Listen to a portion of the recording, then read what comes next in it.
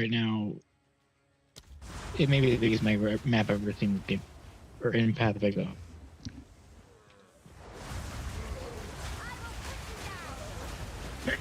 It's fucking huge. We're still going. He's still going.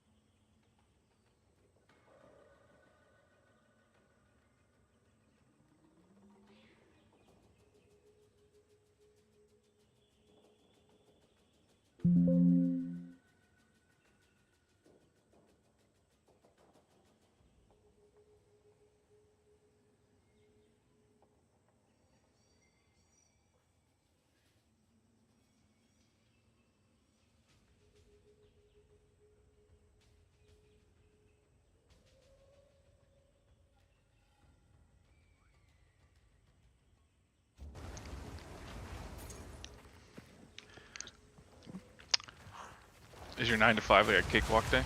Pretty easy. Yeah, I mean it was busy as fuck today. It's going to be all week going a holiday, but it's pretty simple. Little 3-day to pay for it.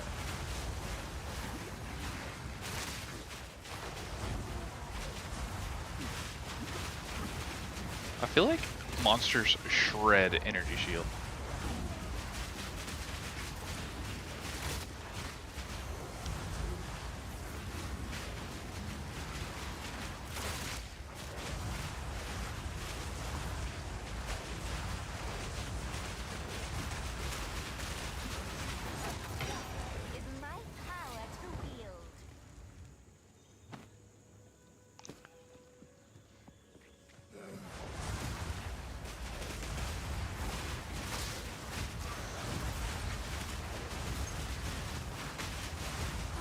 Oh, bitch. Yeah, I just fucking shredded the Chimera.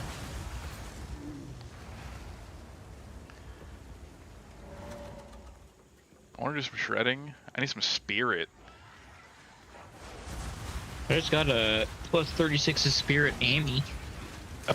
Bro, shares? He said, "Reap." I mean, unless you need it, obviously. I don't. I can't. My class perk makes it to where I can't use Spirit on stuff. That I don't. Oh, like your invoker or whatever the hell it is. Yeah. Yep. Yeah, I'll put it in the chest. Bro, that spirit is another minion boy. Minion boy. Ugh.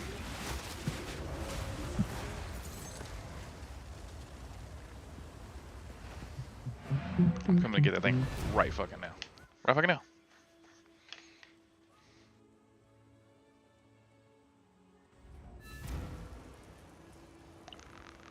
And it has cast speed. Plus 7 to all attributes.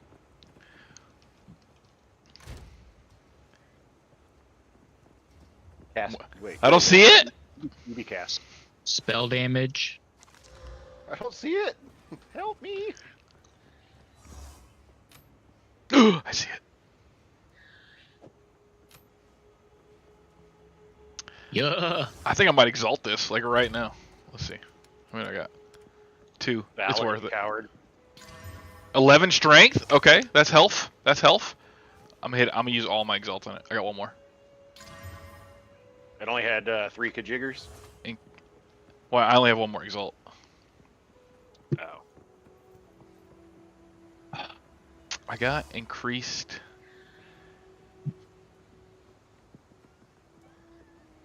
Crit chance. That doesn't seem bad. It doesn't seem bad. You like to crit. All right, we got spirit to spin, boys. Hell yeah. That's another arsonist. Pretty gritty bang bang, you know.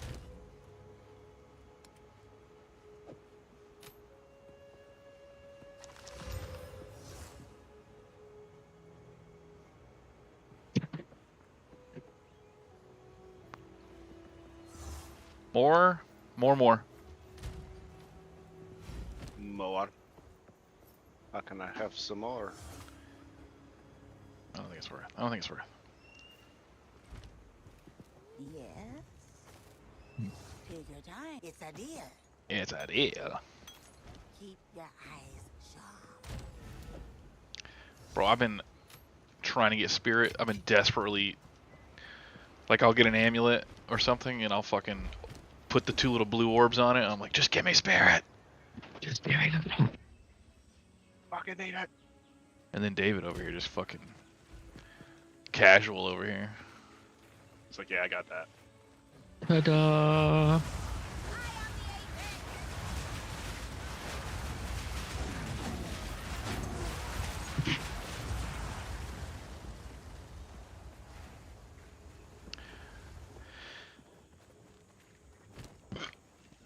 Fucking ta-da! I'm like 10 spirit away from another magey boy. Another bomb thrower. Arsonist. How's your body armor? I got a plus 36 max to life, plus 42 spirit, plus 9 intel, plus 11% lightning res, and 9 to 11 thorns. All that seems pretty good except for thorns. Is it int? Yeah. Oh, I'm coming. Was that the sound of you jizzing on yourself? It was already out. He said Put it spirit. in the Oh yeah. my god.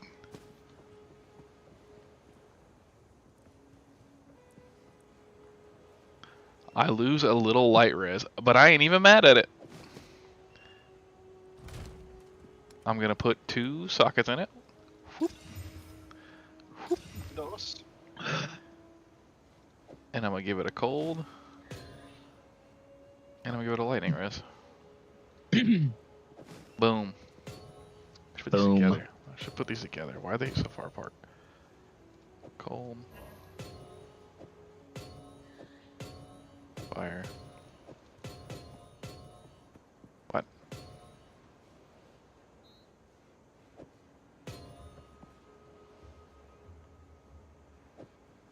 Let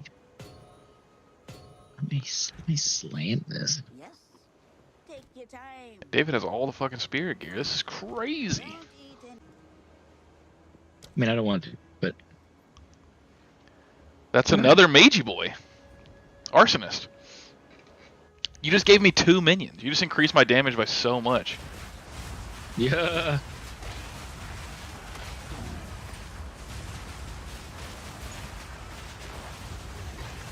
That back. Oh, something fell. An exalt. Let's go. I just realized I don't have a filter on.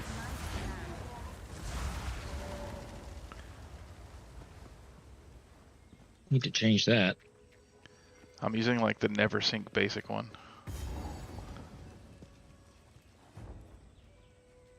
Which he said on the tweeter that he was going to be adding it to that one fucking website, but it's not currently there. Bugs. Where did you get it from?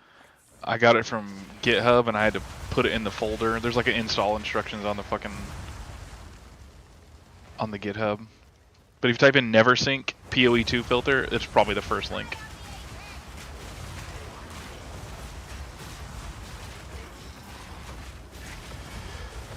There's like a little lag right now.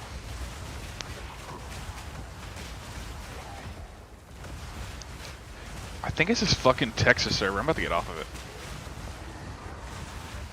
No lag in text. Bro, we lagging on the Texas. I'm gonna switch to the DC one.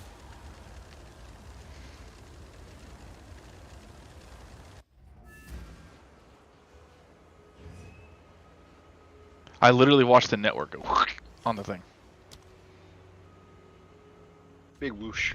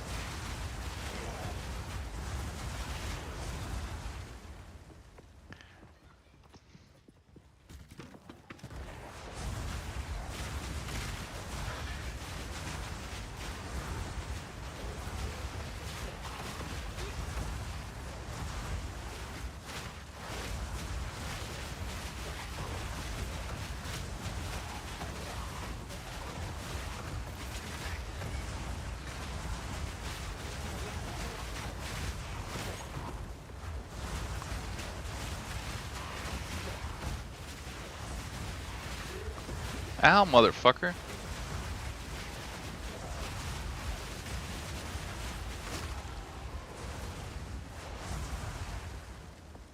Still seeing a little lag.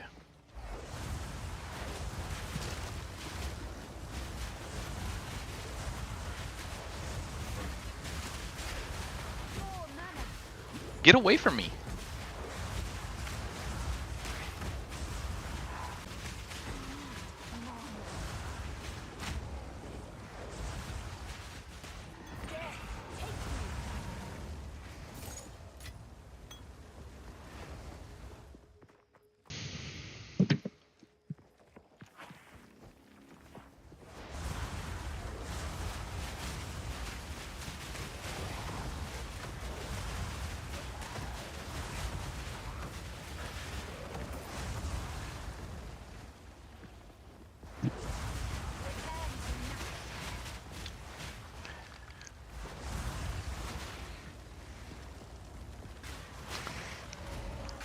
I'm in the infested barrens.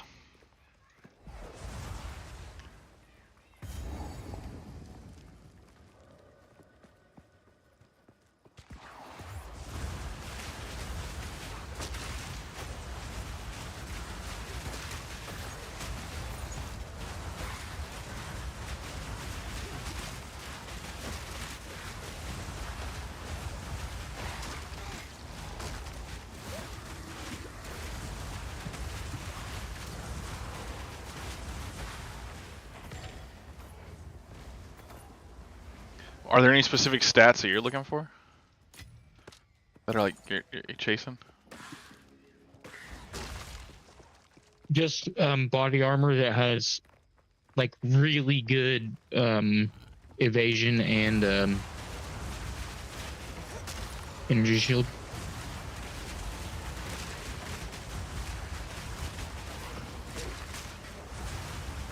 That's really it.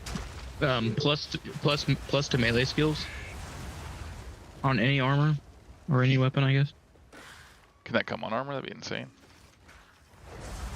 I'm not sure. Maybe not.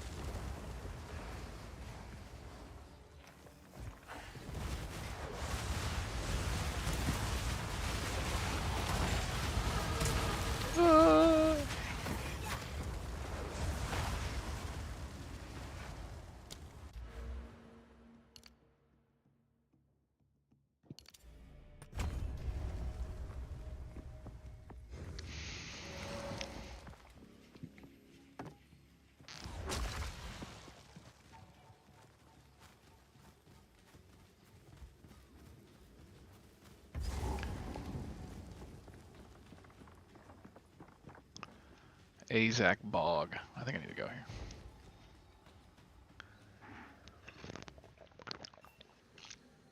I think you kill like a freaking witch on a broom. A bog. Overrun A by freaking witch on a savages. broom. Time to have some fun. You are confident. Fine.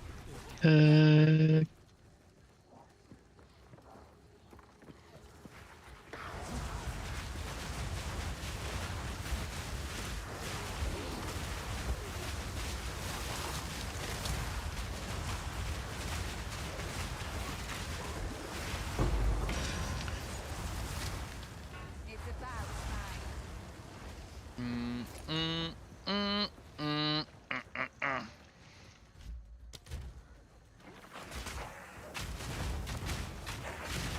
Ah! Oh, he did. He did. I was trying to adjust the settings in the game. I died. It wasn't worth it.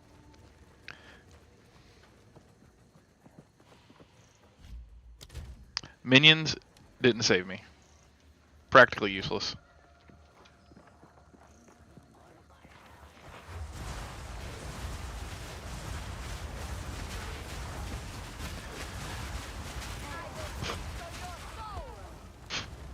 Yeah.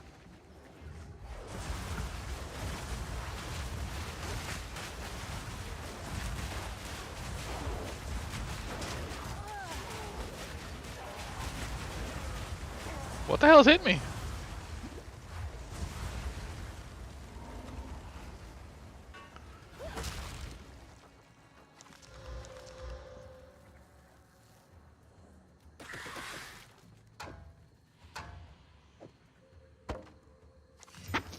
I just got some gloves. +1 melee skill. Leech as mana. And life. And cold res. And they only require 53 dex.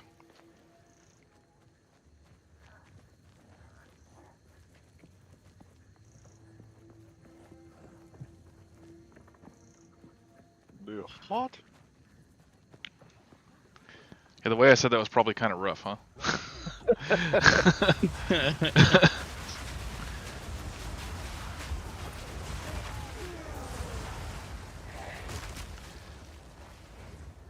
They have attack speed on them? That'd be insane. They don't, but they do have accuracy rating. Anyway, I got some gloves, evasion gloves, attack rating, 38 to life, +1 melee skill, 6 cold res, and leech mana, 4.5%. Throw him in the stash. In this stage. Bro, I'm like lagging. It's pissing me off. Let me kill this boss that's right in front of me, I think, and then I'll be right there. Actually, before I start the fight. I'm going in!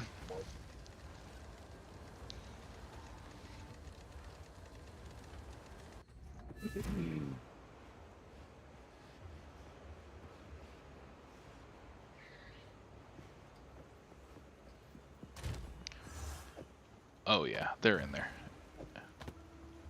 That's like. I cannot, for the life of me, figure out how to get this filter to work.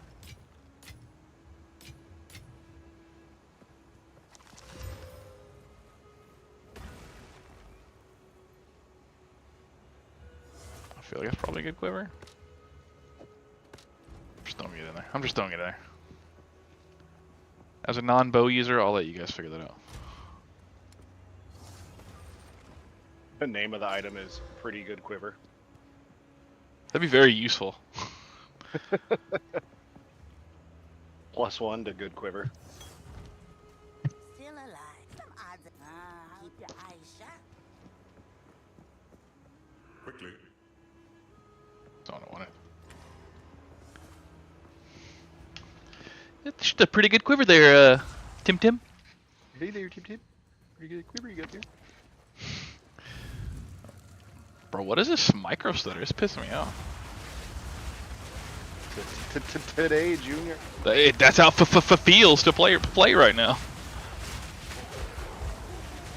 I recognize this ritual.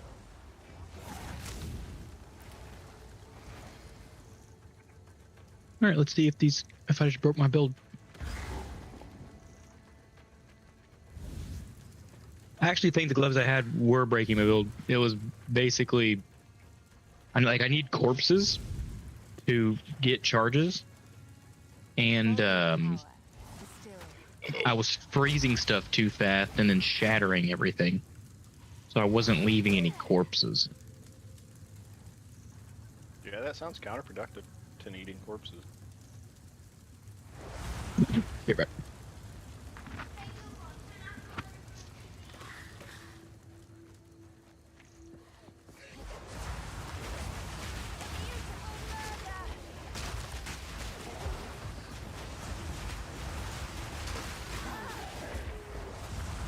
I'm sorry, I missed what David was talking about. Something about a brick build. I was talking to Evelyn.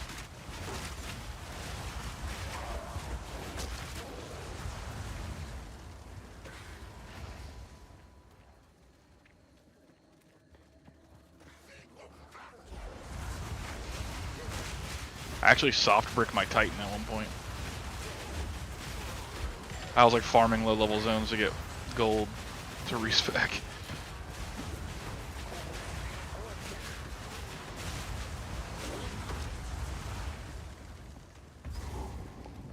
Oh, here we go. Here's the witch. A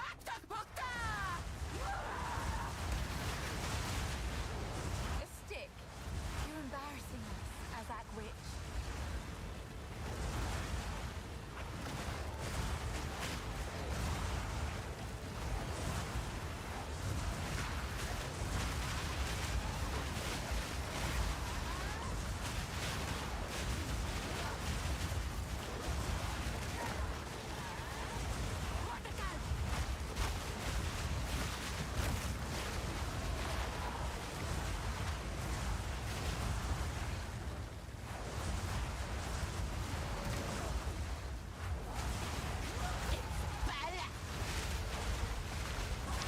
Why am I in the center of that?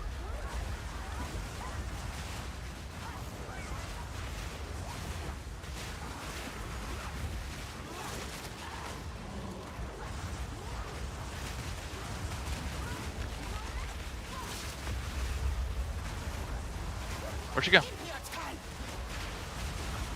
Down day. Oh, Jacob, my mom said absolutely to watch out Thursday. Sick. You crossed the line. You should have known what it was deserved. I draw the line at children, unless provoked. I do appreciate it. Hmm.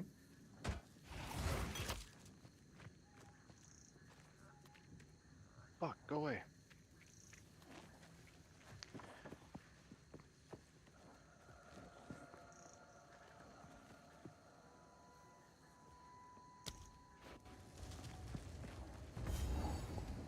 Bro, this micro stutter is insane right now.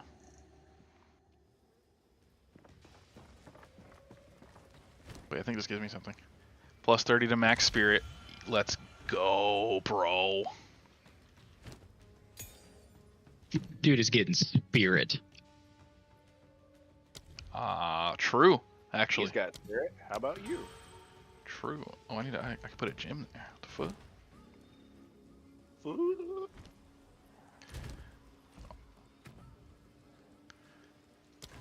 Bro, that's a whole new arsenal right there. What, baby?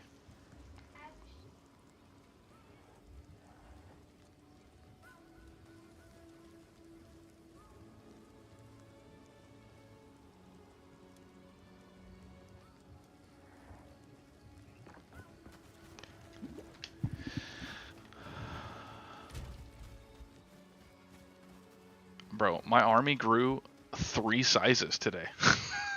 Show me. It's on YouTube. YouTube. I know how to do that.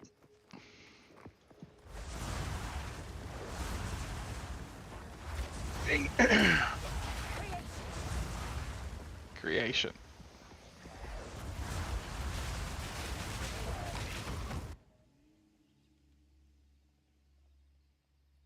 Da-na-na-na.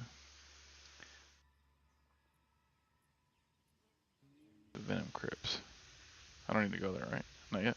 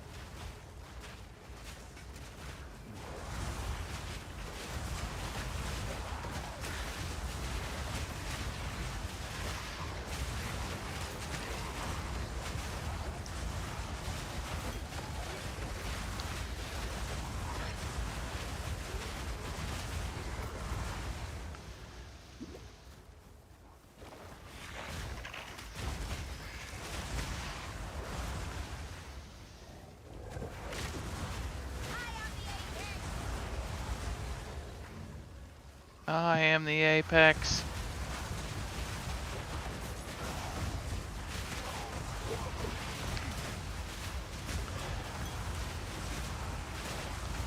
I noticed the Sork. Oh shit.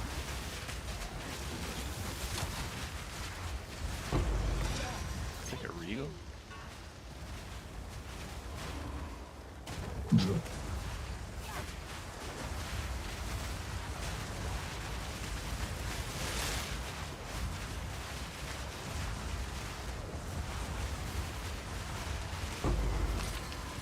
I noticed the Sork had a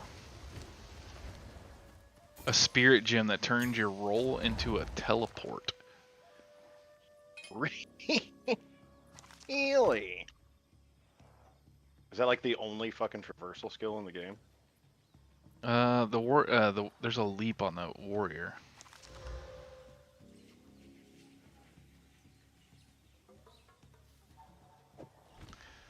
I don't have any spirit gems. I was gonna look at it. Imagine being able to dodge an attack. I think it has a cooldown though, but I wonder if there's a way to like get the cooldown lowered.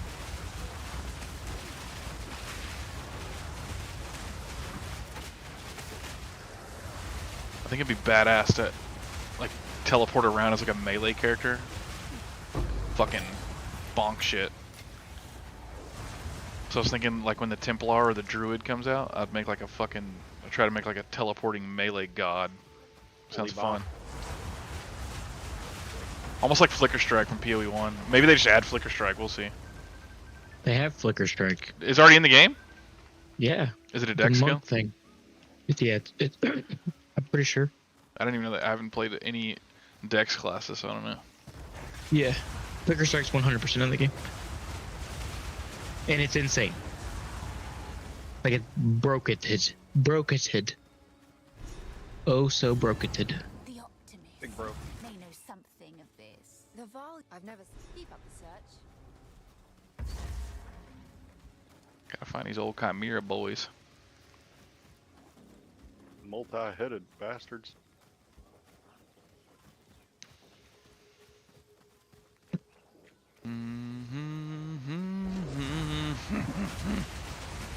Alright, bros. I'm gonna go hang out with the fam for a little bit before bed. Right on me. Later. Have a good night, man. Thanks for all the gear. Love you. Bye. Bye-bye. Oh, the sound is different. Sounds like someone hit the wrong key on a piano. It's like dwang. Yeah, it's fucking weird. Fucking Plinko de Mayo over here. Plinko.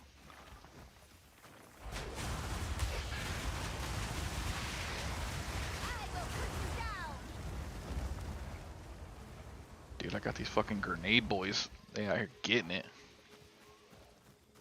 You got grenade minions? Yeah, the arsonists, they throw like little grenades. Little army rangers? And they have multiple projectiles, so instead of throwing one grenade, they throw 3 grenades each. Feel good.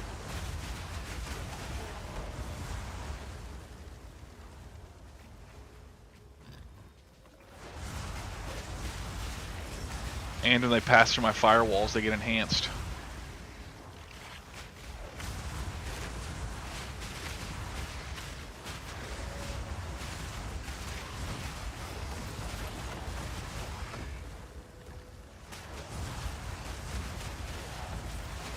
Prismatic.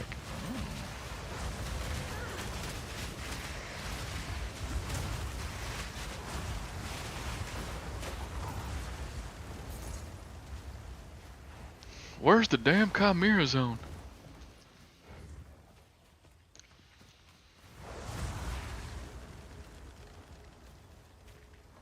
Checkpoint. We did it, boys.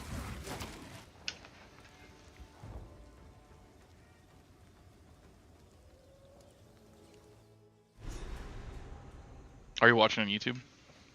Yeah. How does it look? Rather It looks colourful fine. here, but deadly. I suppose it's all right. Splinters of bone.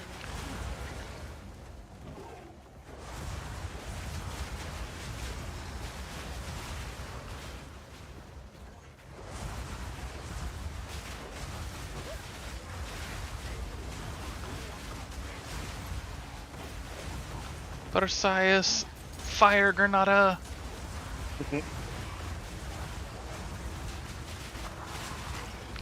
You know I want that shield game. You know I want it.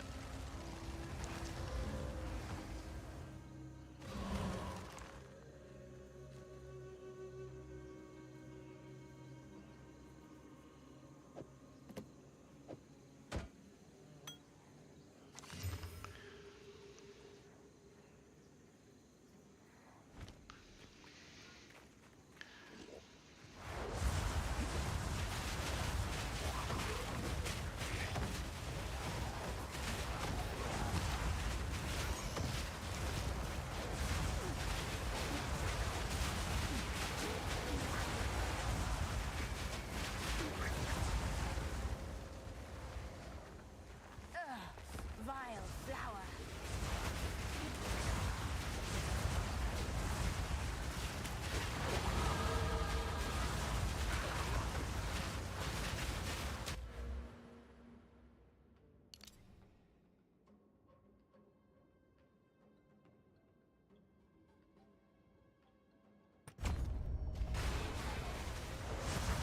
Let's just get some minion damage then.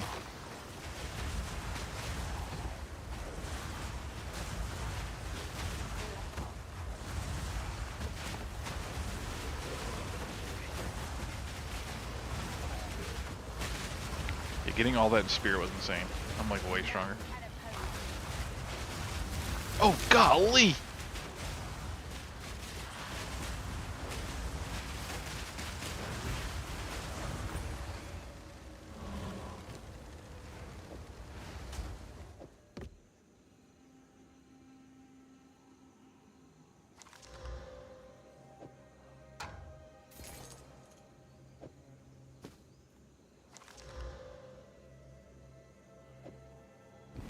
Alright, let's go sell some shit actually.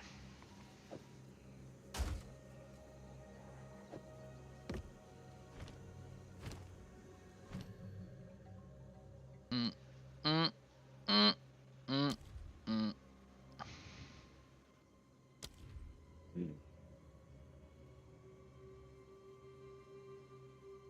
Hmm.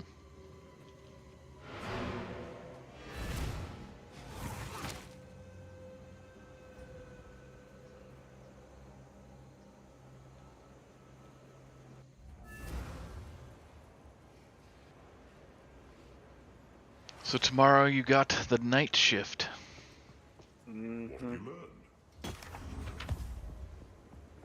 Unfortunately. You have slain. Ah, my tribe. You like the day shift? I mean, I like getting home earlier, but tomorrow I don't go to work until 2. Witches like her give the sisterhood a bad name. Some pretty things, yes? I'll take it.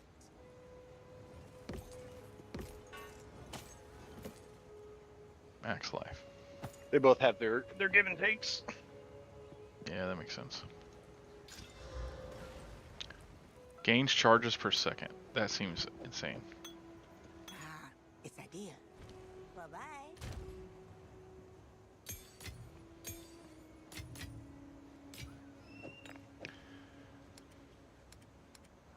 Sleeping in is nice. Getting home early is nice. How do you balance that, right? Swap it out a couple days a week. Mana regen? Okay. Max mana. 10 all res, though. Do we regal it? Is it good enough? Some mana ring, 10 all res.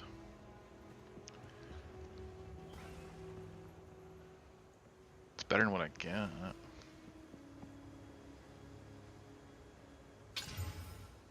Increase rarity.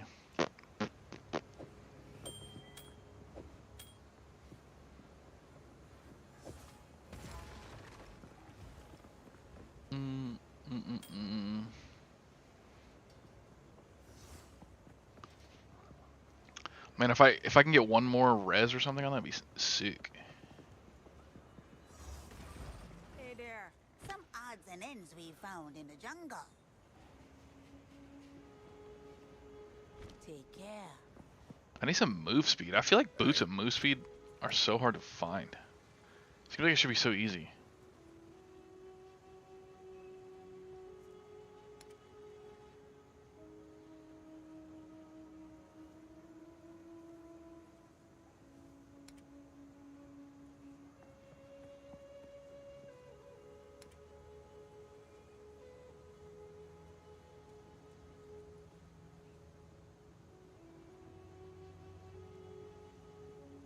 If you hear a click, duck.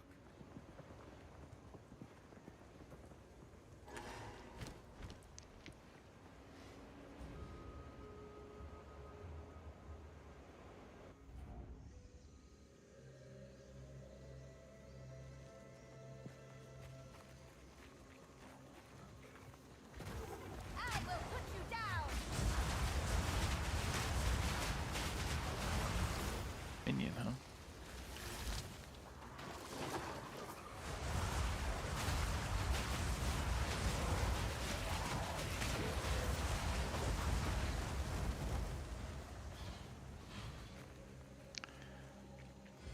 Apparently there's a perk in the skill tree that allows you to convert all of your energy shield into mana. I think you were talking about that the other day. And then there's another one that all your damage goes to mana first. So you can like mana shield yourself. Put this massive energy shield on your mana.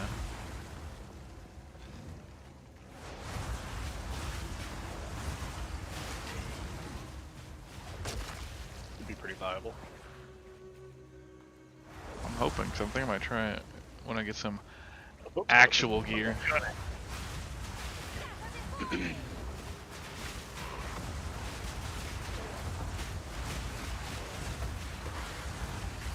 Tell you what though, all I know is I'm ready to be off for a couple days. Feel that. Even though I just went back to work. It should just be that way, you know?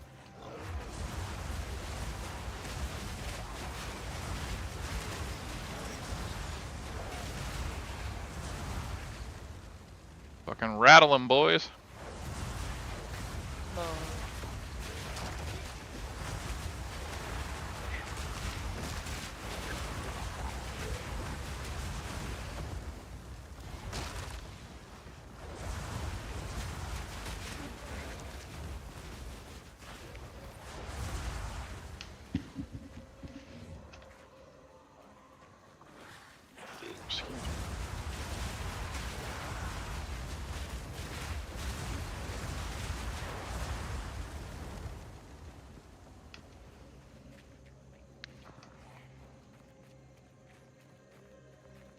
Checkpoint.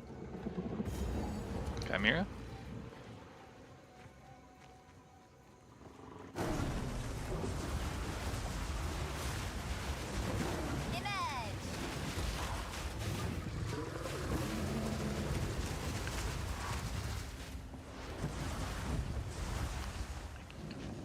What does he do? He kills all my minions first thing.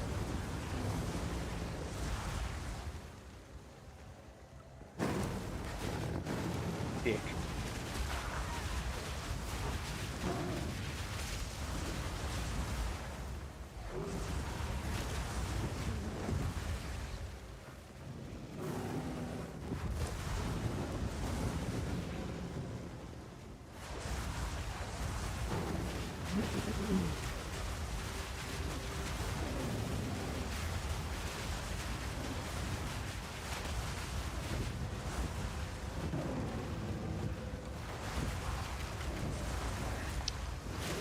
Got max fire res. You can burn me all you want, motherfucker.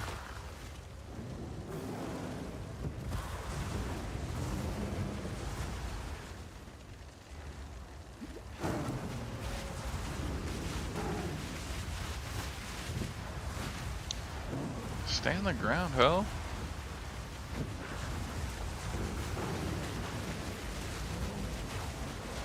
Already stunned, get him.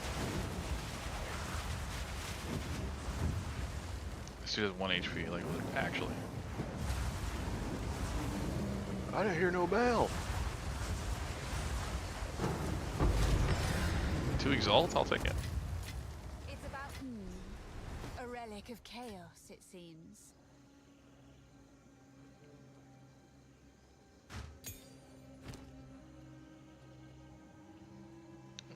Give it a little bit of ascendancy.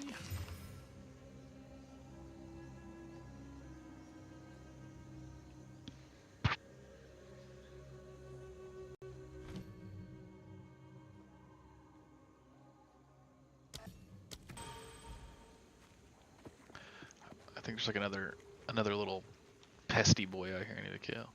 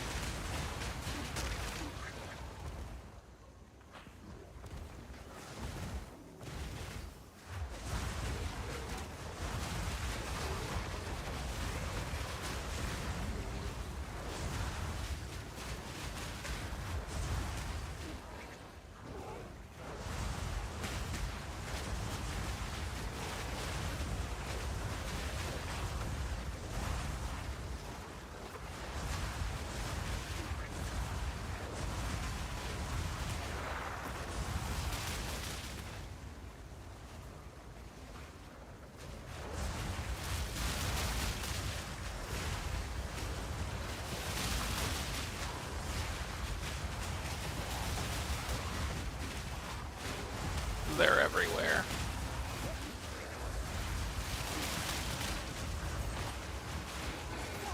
It's my power to wield.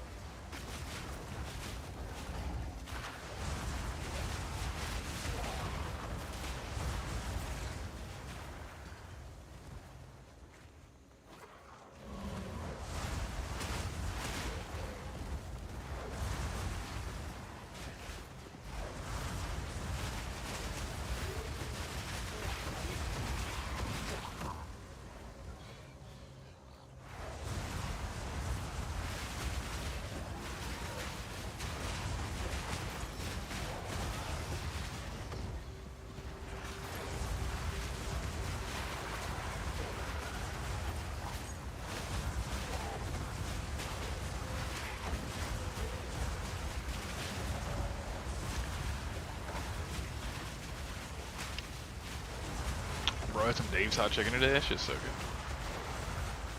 I haven't had Dave's yet. The only place I went to is that shitty one Jimmy told me about.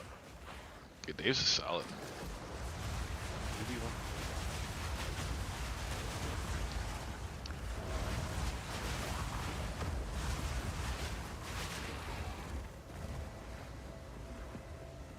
Mm, mm, mm.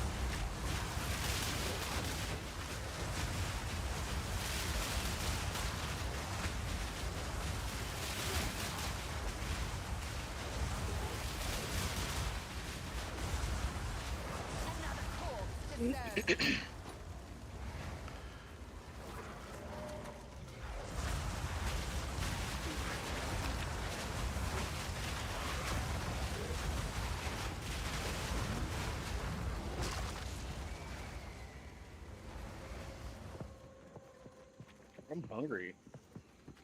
Chicken, realizing. Talk about chicken, man gets hungry. Makes sense.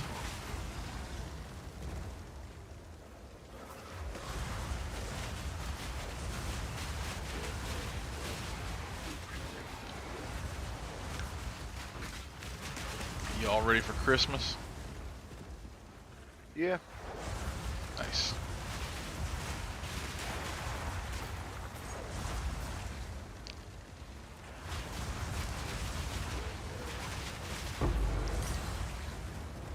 Level 2 supports.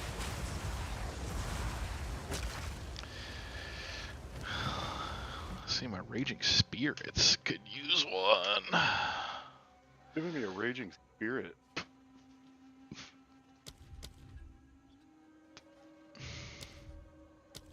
Sorry.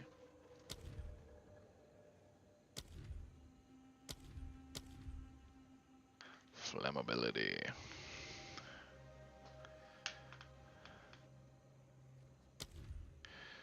Doom. Doom, doom, doom. Alright, where are we at? Raging spirits. Already using those. Already using those. Okay, well. Put it somewhere else then.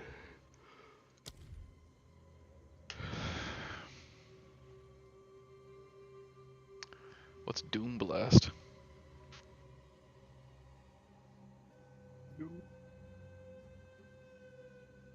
Doom Blast.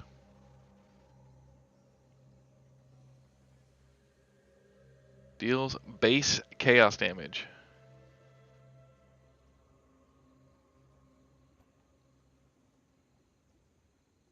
There's a little extra doink. That's what it sounds like. Doing? I guess I'll do Focus Curse.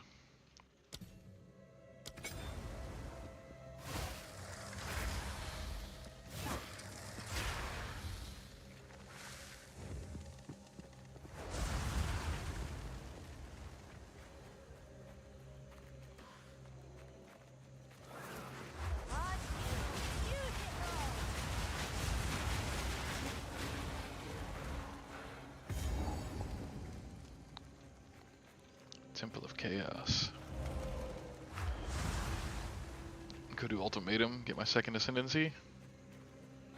Can do that.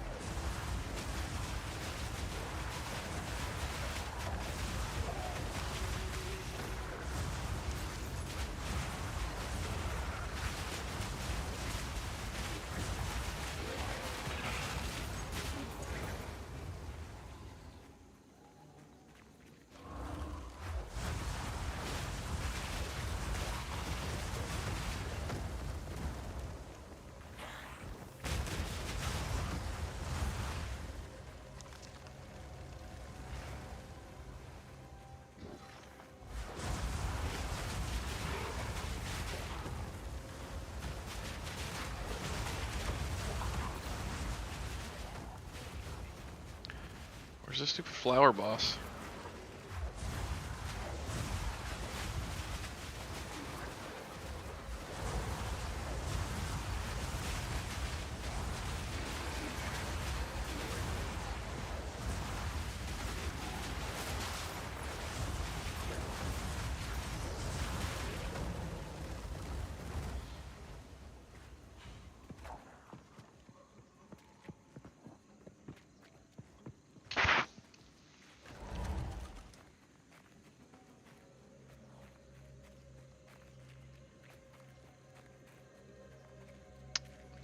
You playing Last Epoch, brother?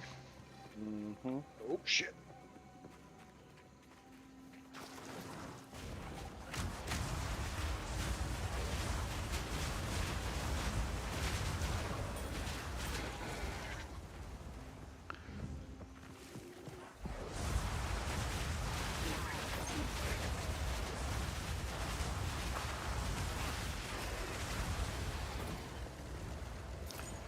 Getting absolutely fucking dumped on.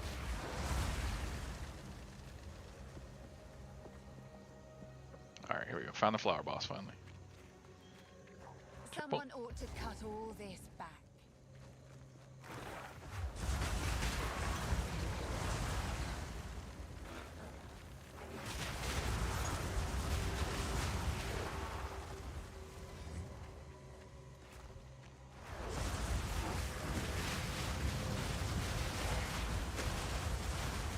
That beast was odd.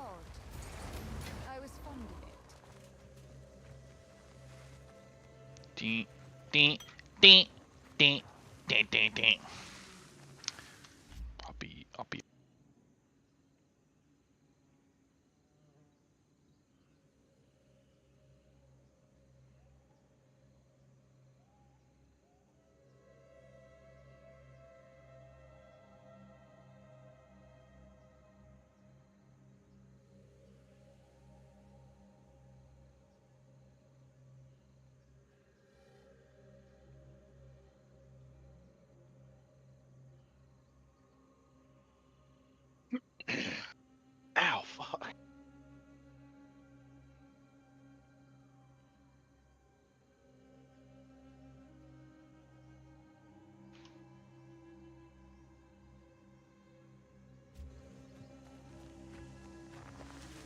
Oh.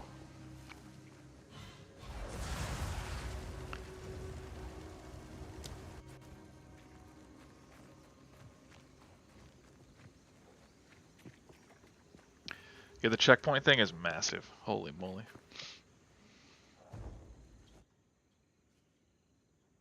Es masivo. Big.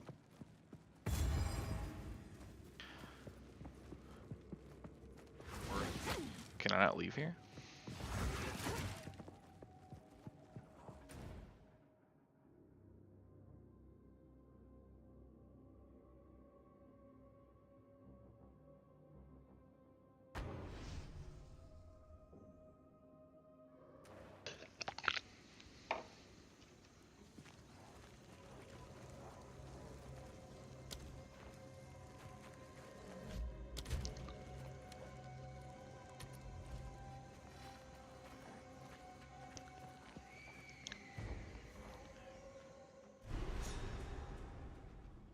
Alright, if we get the second ascendancy. Reserve life to gain spirit. Seize the power of chaos.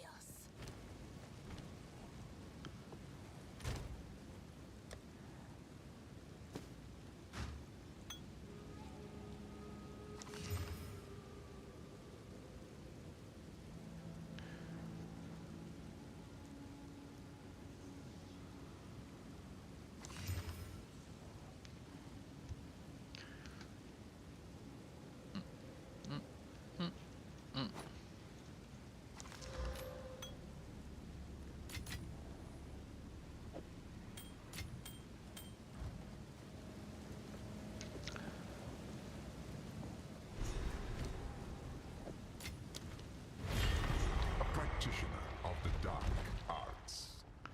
I wonder how it's gonna be. I feel like it's gonna be easy on this character. I do feel.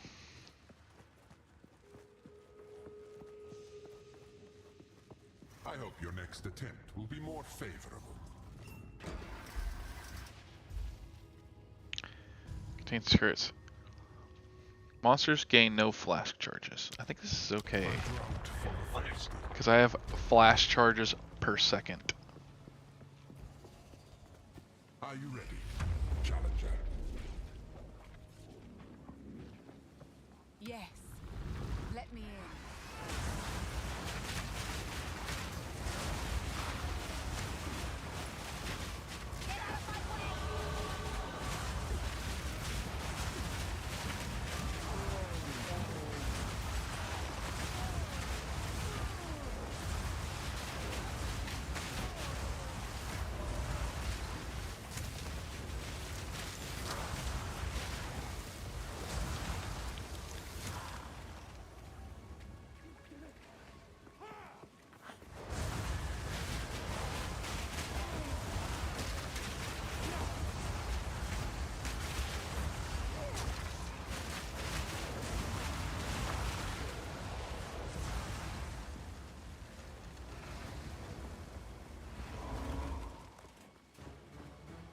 Dun dun dun.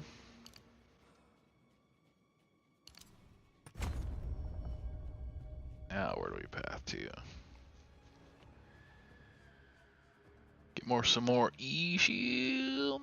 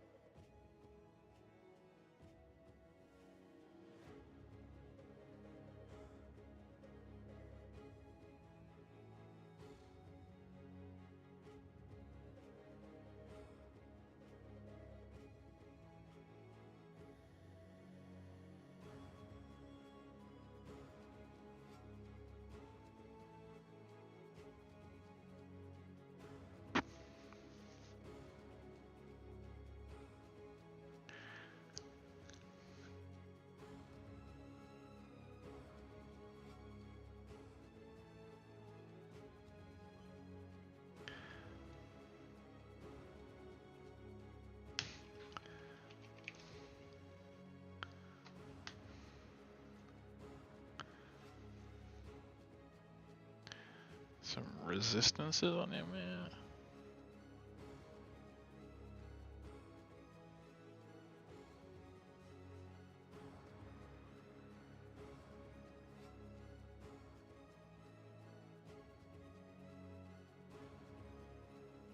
Alright, I think we're cutting across this way.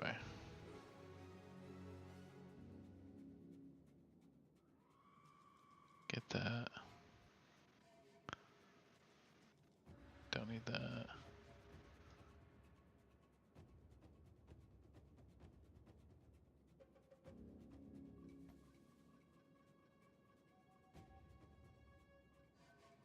I might get that. I think we're going this way first and get these. I guess what we're doing. Get that crit chance.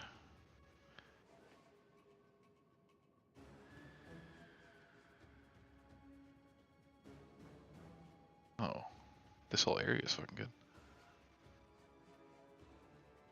Get all that. Come down here.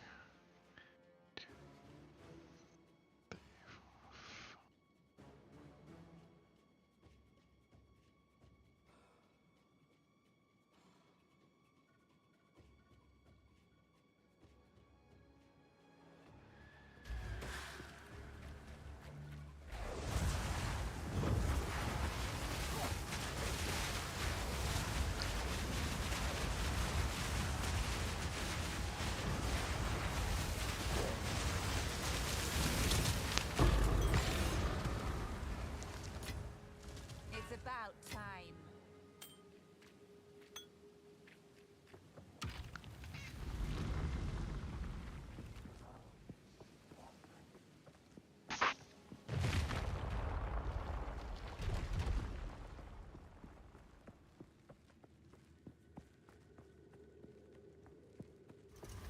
We are only getting started.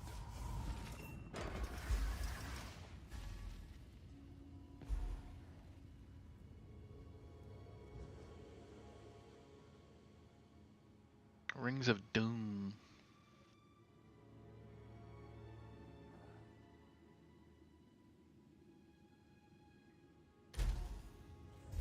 I got a lot of lightning arrows. Maybe that's the way.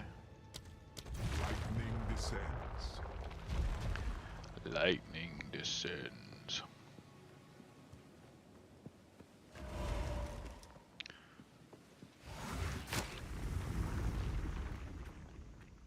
Try not to die.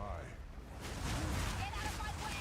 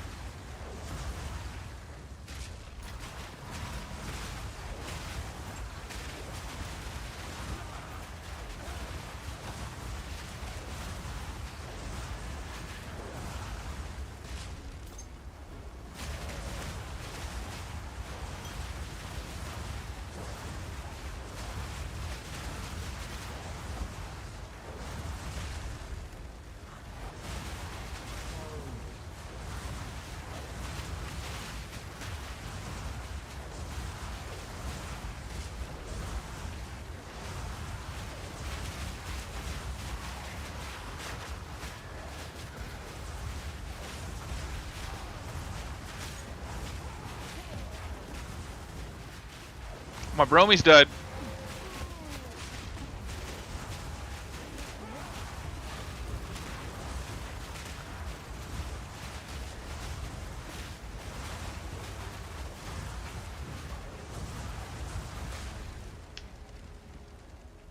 He's all good.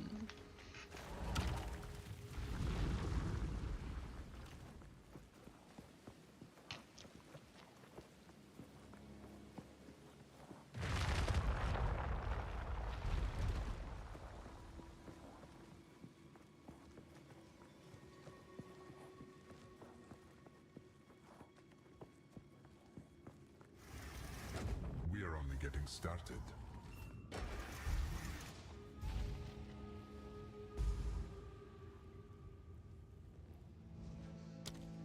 Lightning always strikes twice.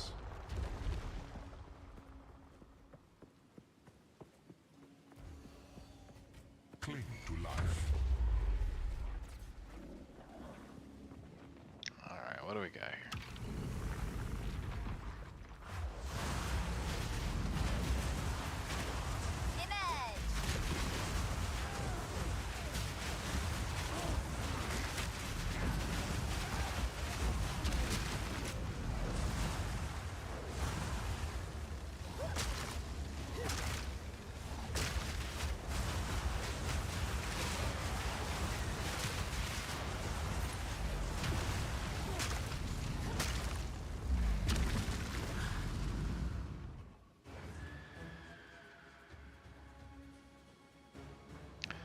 Doom, doom, doom.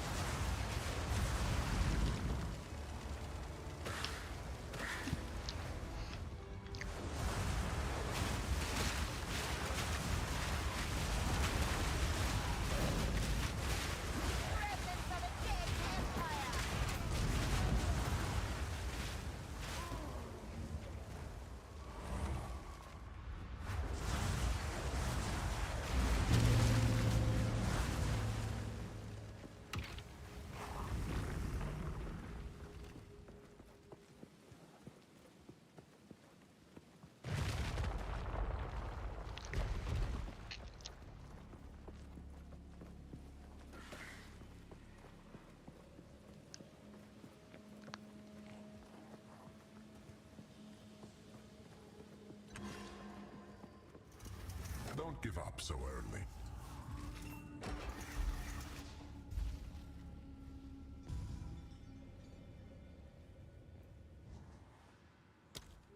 Best be quick.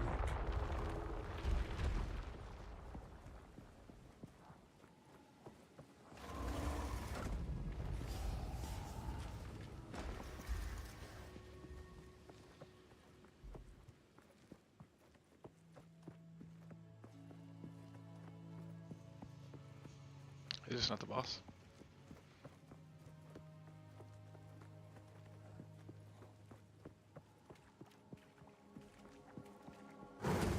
Wild and wicked, this beast yearns for your I shall blood. grant you a death per head.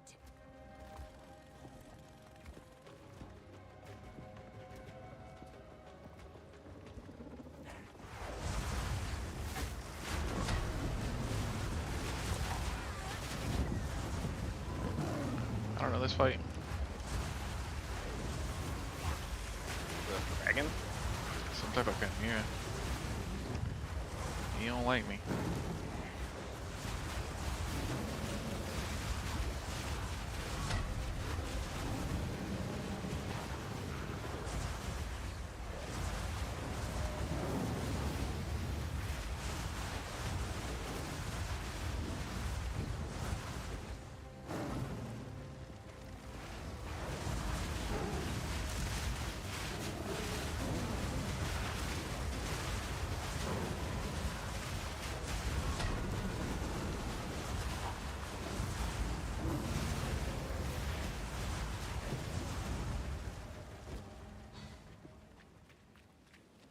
Where'd he go?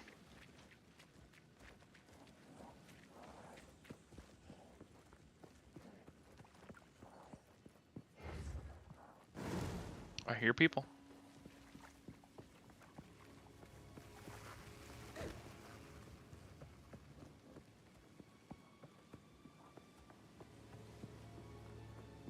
Where the hell's the boss?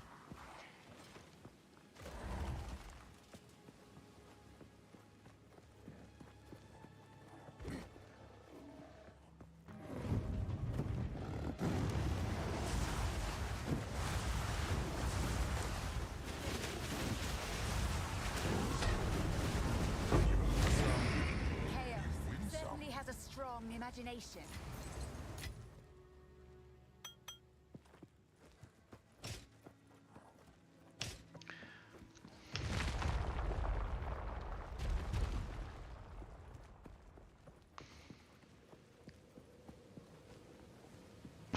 Excuse me.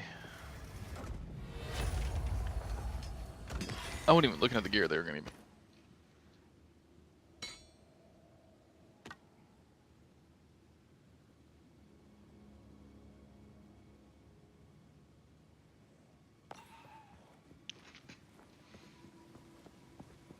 A trial well. All right. Don't want the Hellhound. Don't want the extra damage. Huh.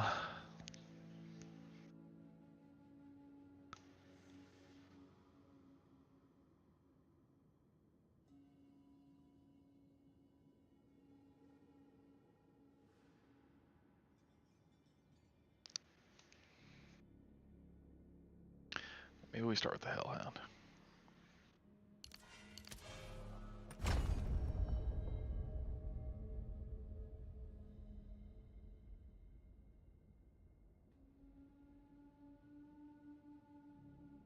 Completed. Power of chaos Approach flows the through altar me. and claim Do I your gotta summon it? reward. Where the damn hound?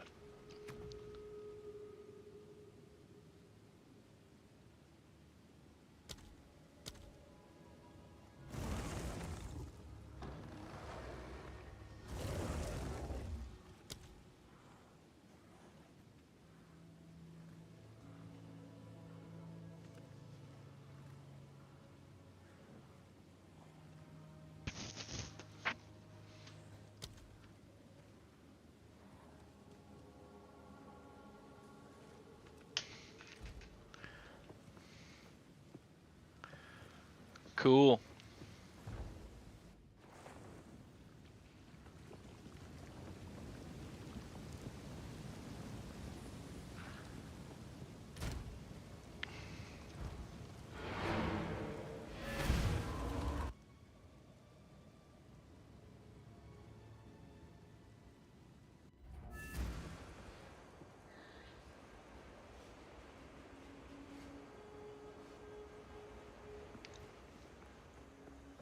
How can I? Welcome. Ah, some pretty things, yes? I'll take it.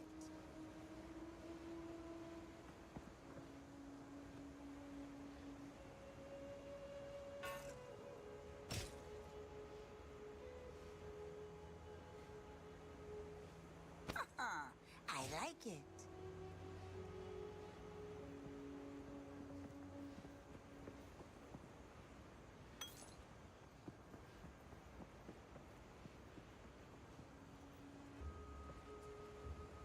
My tribe could use that. Some odds and ends we found in the jungle. Don't drink the water.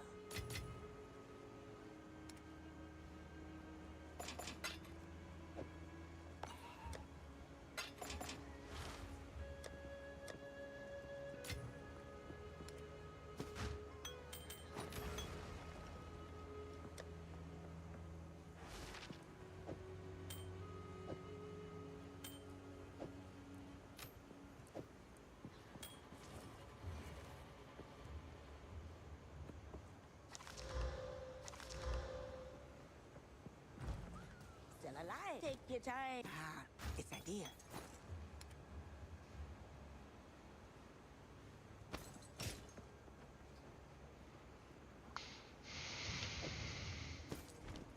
See you.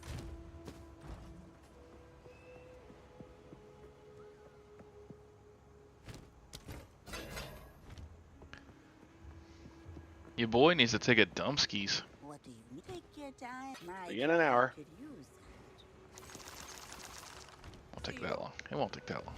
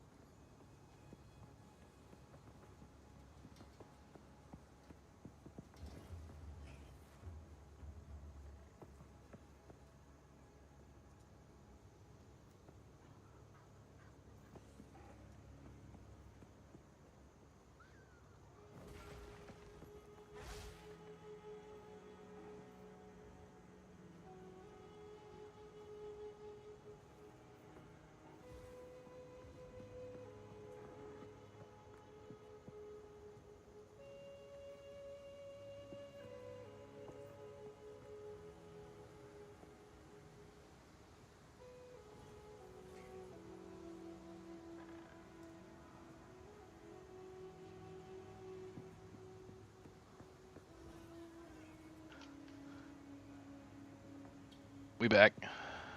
Be back.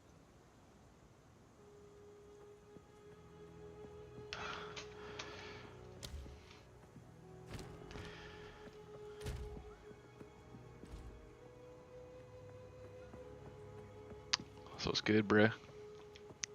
Just gaming. Clicking. Killing. Looting. We have a guild hideout. No player has a hideout in this league. I have a hideout. What are you talking about? Game just slide straight up.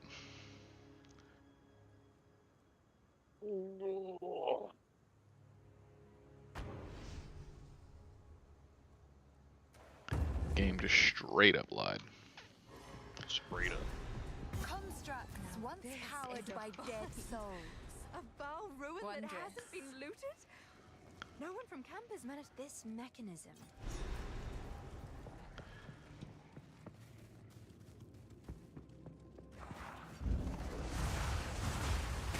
I will unmake you!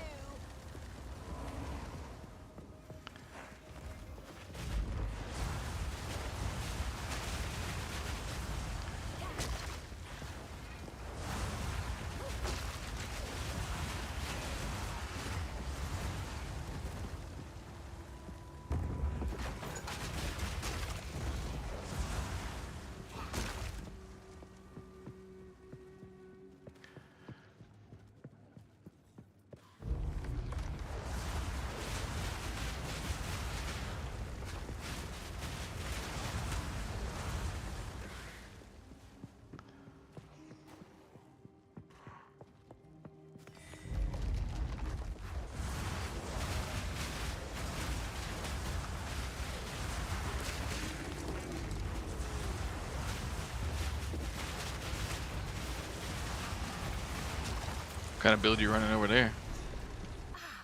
A What I need. like a cold damage over time rain of arrow. Oh, you found Sick. it awakes. No slow comfort.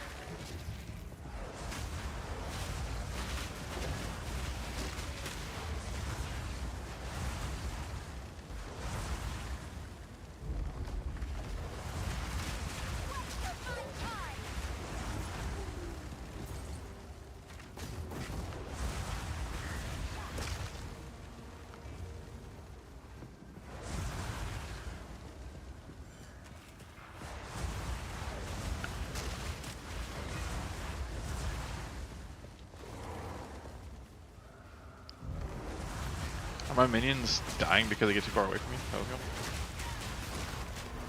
Separation anxiety. Yeah. That's kind of funny.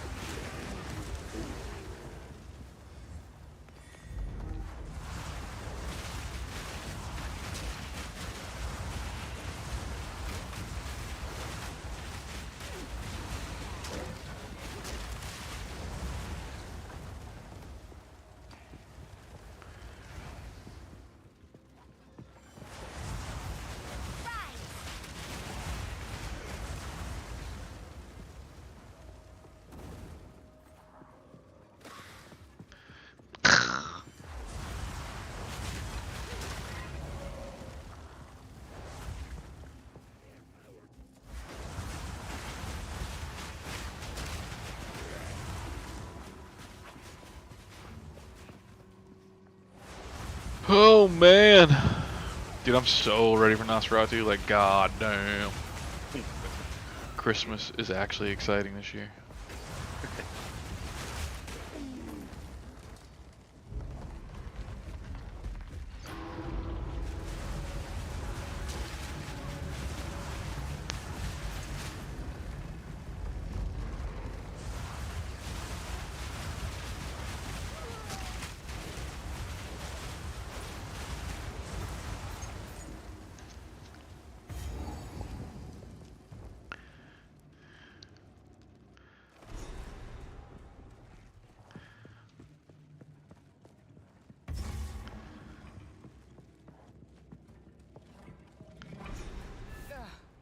I'd best talk to the optimist This again. is the largest soul core I've ever seen. With this, we could power the mechanism. There is still latent. Maybe the cons. Keep looking.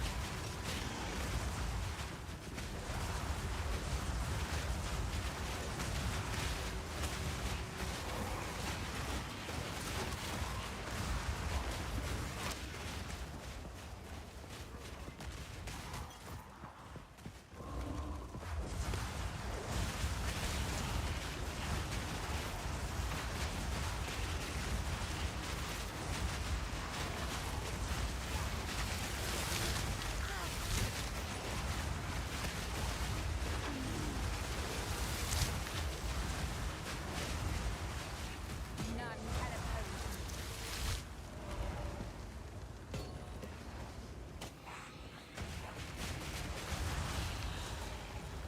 I'm frozed.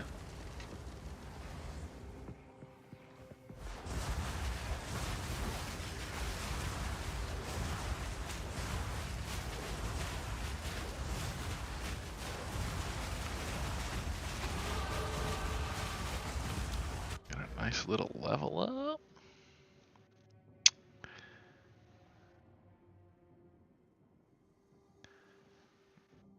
What was my plan?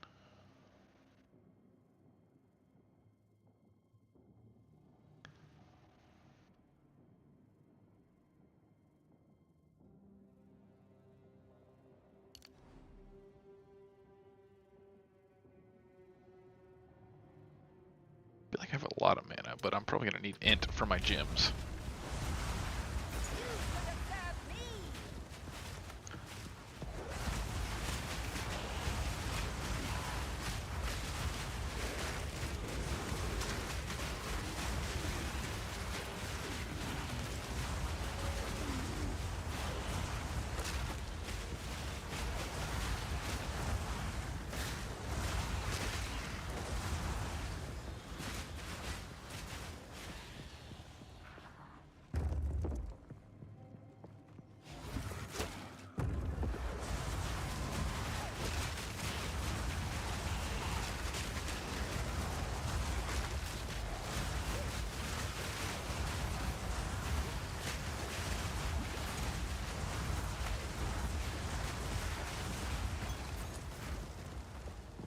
I definitely. What happened? I said I definitely need more mana myself.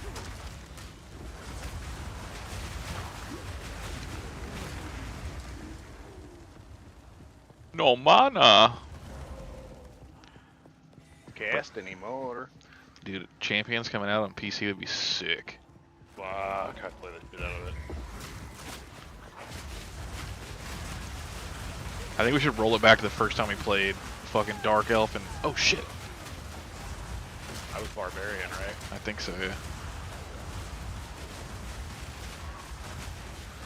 Another corpse to serve me.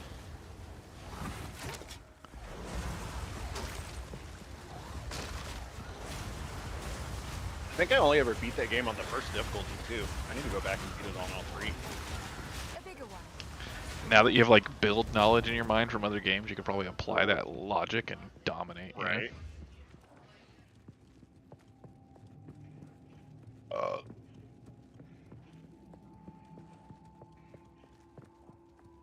I suppose this will fit the generator. What a display. Let's find another.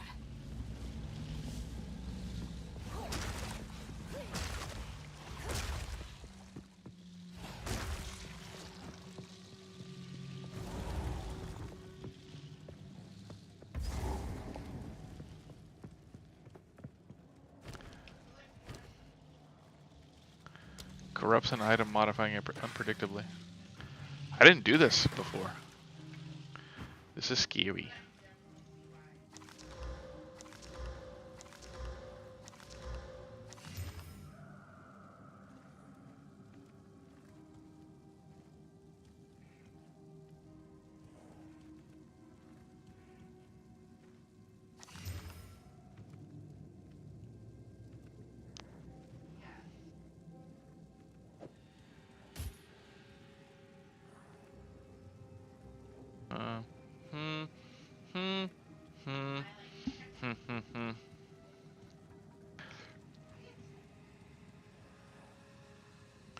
Do I just fucking do it, bro? This isn't really all impressive. Maybe it can be.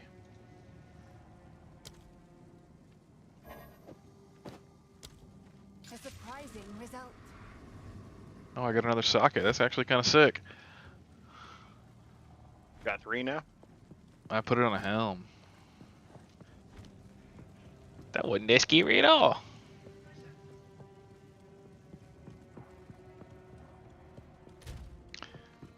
Get me some more res. Probably try to max fire.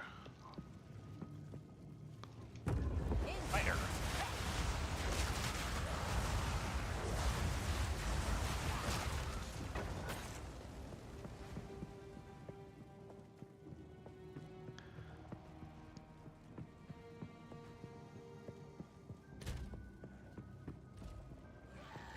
You know what does suck though?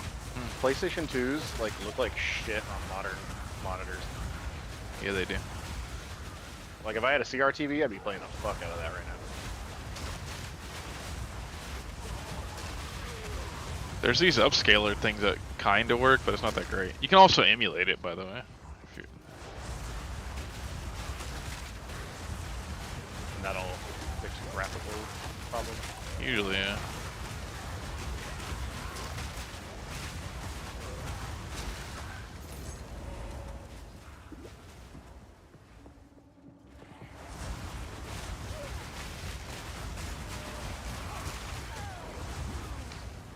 This dude's like cursing me or something?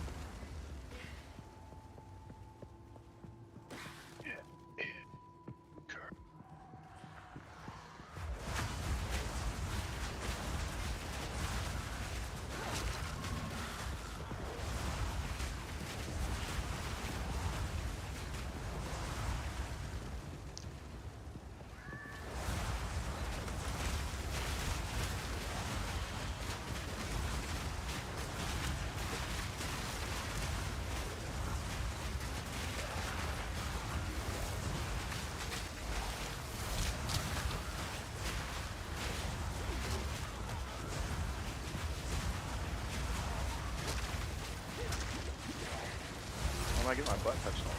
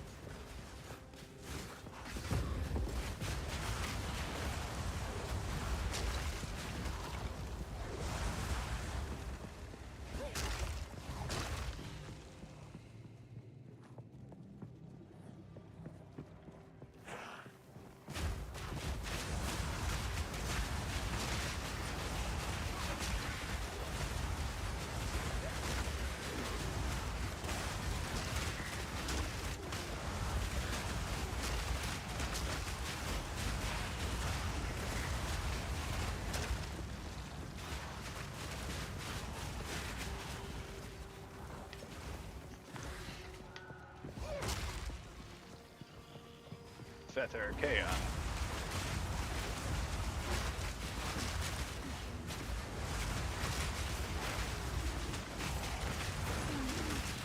Ooh. Got a booty toucher over here. Diddy tickler? Yeah.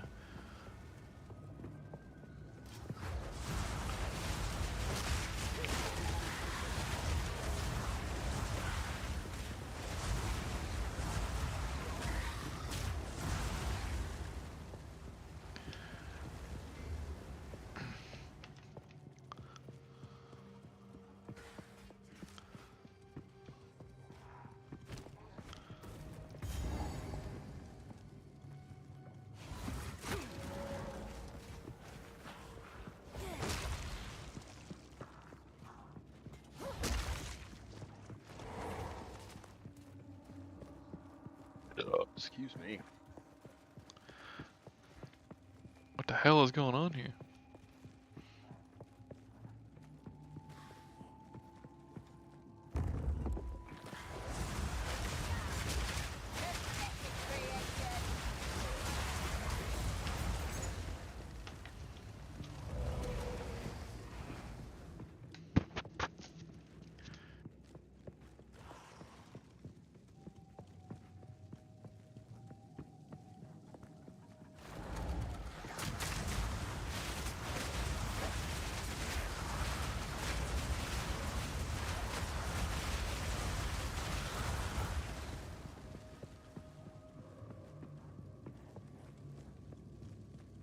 I do know a way out, if we fail.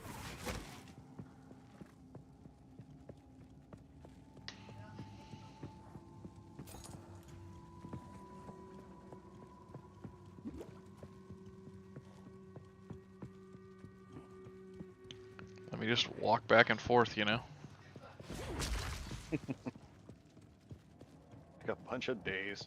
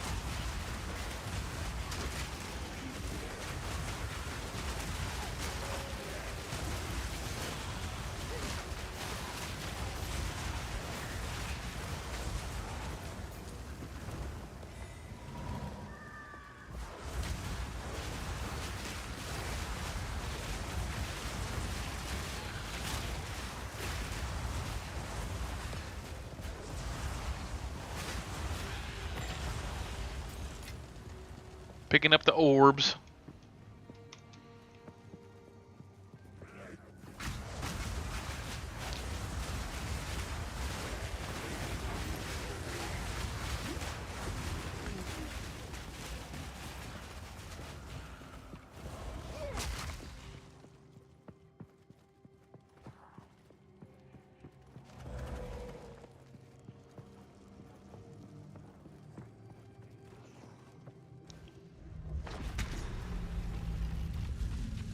Well, that seemed to bring the whole place alive.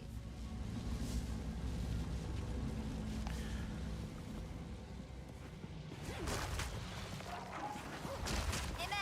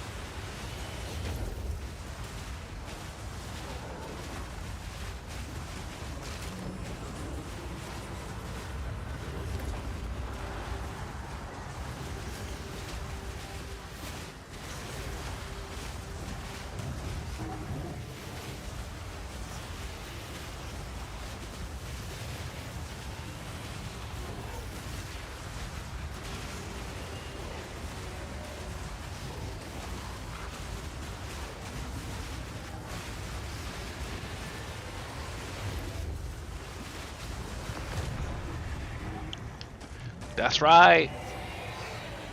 Ingenious construction, but too weak.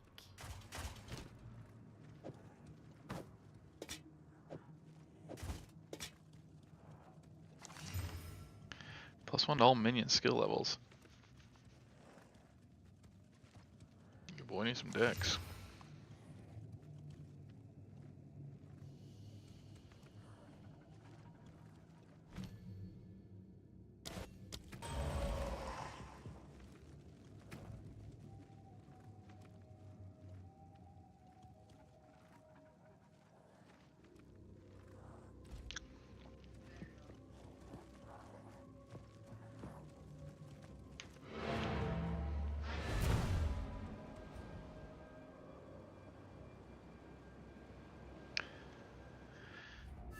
Farquash. Tumak.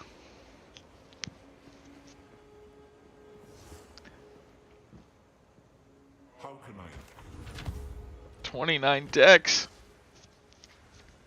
That's only one level. I'm about to get that shit, boy. But I corrupted this one. Wah.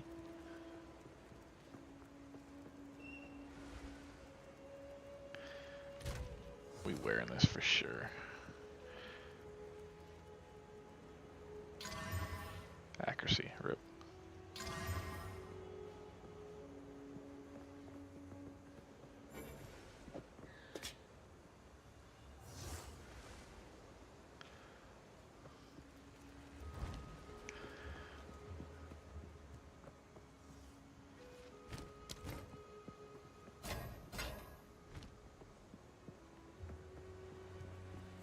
Still alive. Take your time.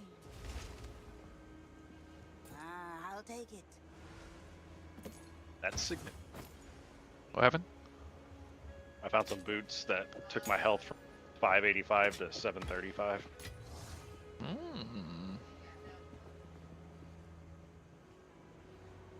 Take care. I need some boots with move speed still. Fucking boots that go faster, you know. Fucking without a doubt. Some fucking Usain boots, you know.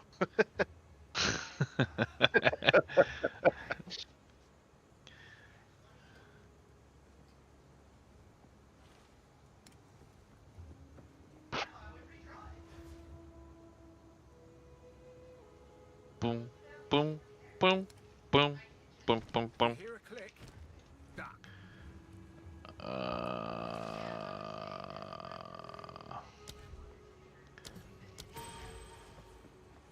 Still alive. Some odds and ends we found in the jungle. Take care.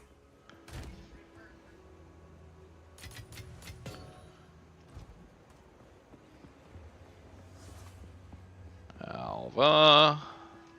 Wow. Good luck. I need to go into that one thing, that little cave, and get my resistances, or where the fuck it is.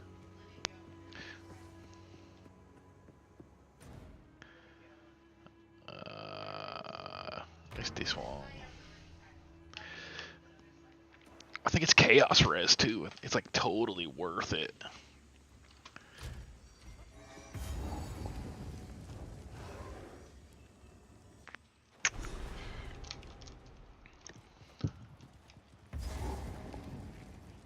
Poison tongues slither through ancient corridors. I love my image.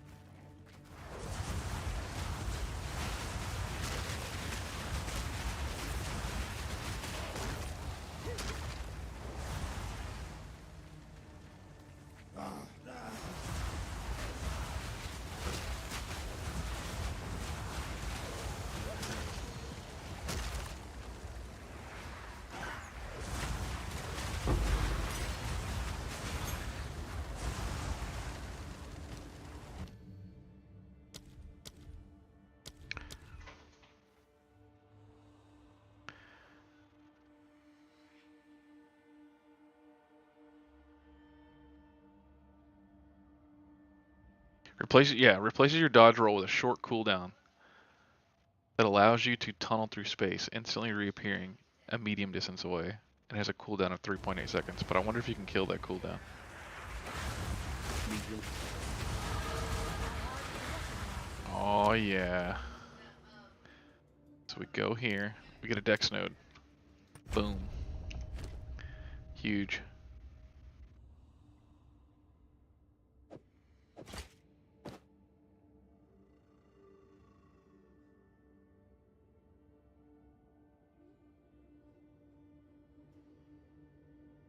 We lose a little fire res, which hurts.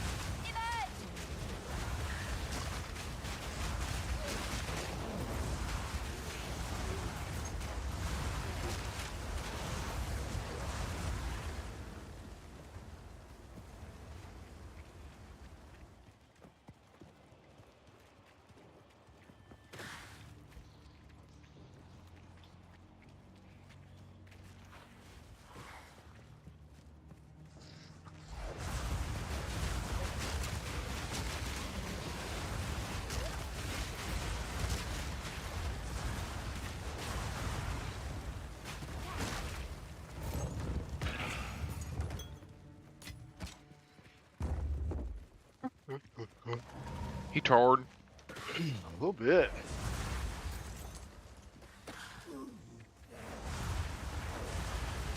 I'm sure getting up at 9 is not easy with your normal schedule. I got up at 8. It's worse.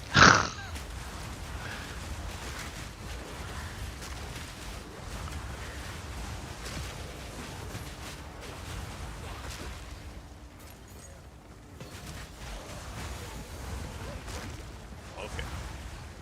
Trying to cheat me game?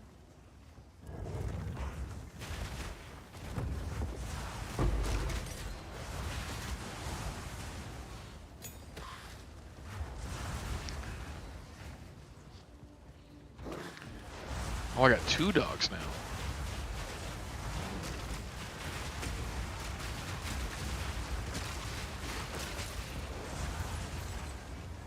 That's kind of crazy.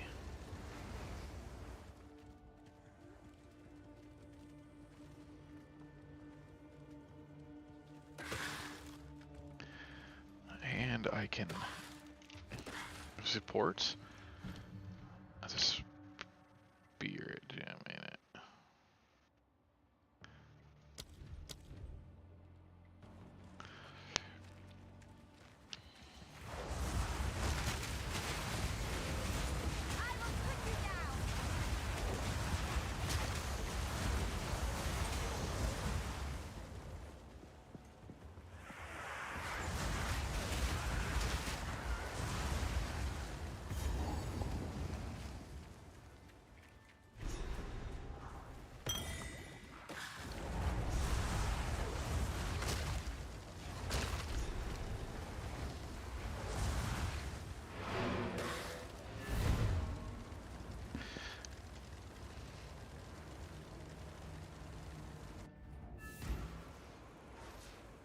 I didn't even know you were streaming. What the fuck? Probably shouldn't do that here. What have you learned?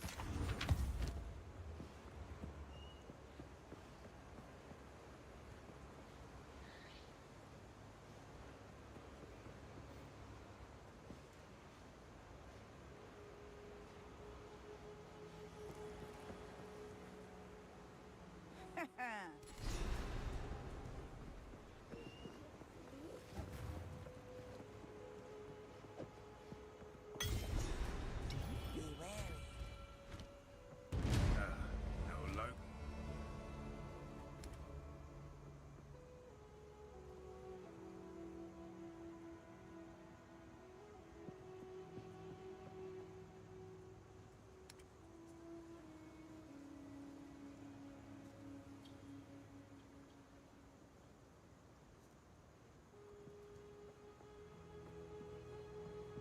can't get eaten.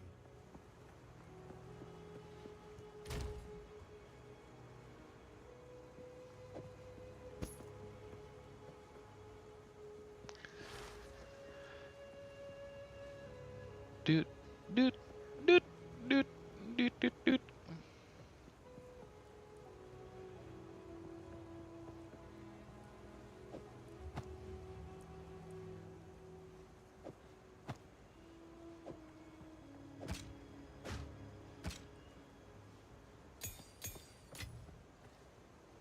Well, look, I beat the campaign again. Somebody tell Jimmy. Tag him. Just tag the guy. Let him know.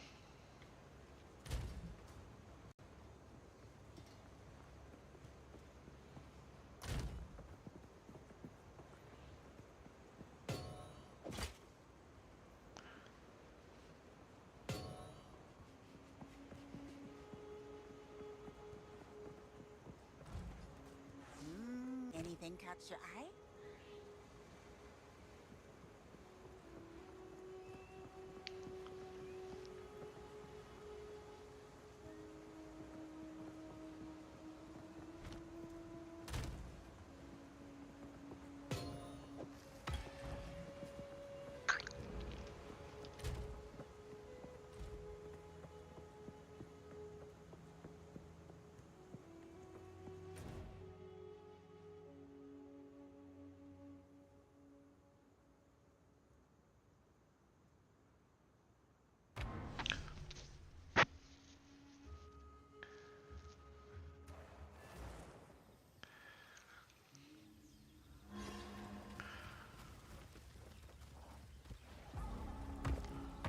Finally, some progress.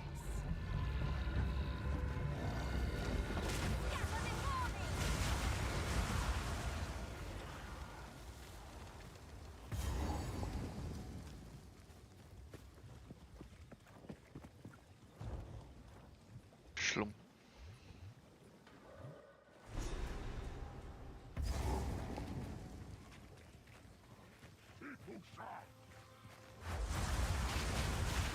The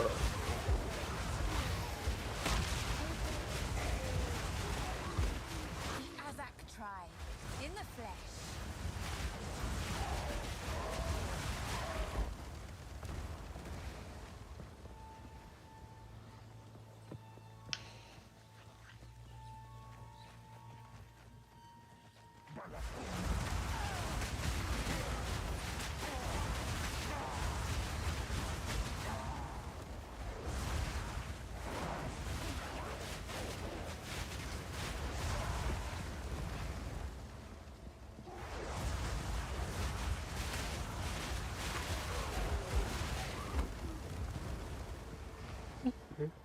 This Oh, better no. still work. DC'd. Uh-oh. Yawning and getting DC'd might be a sign. Right as I was going into in-game. Whee!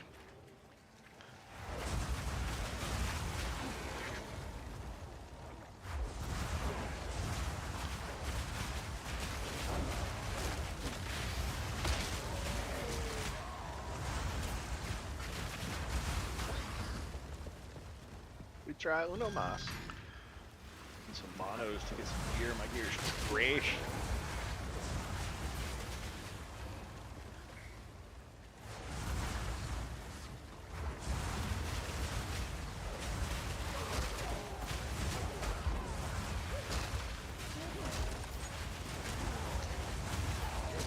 I do be sleepy though. I hear it. I hear the sleepy.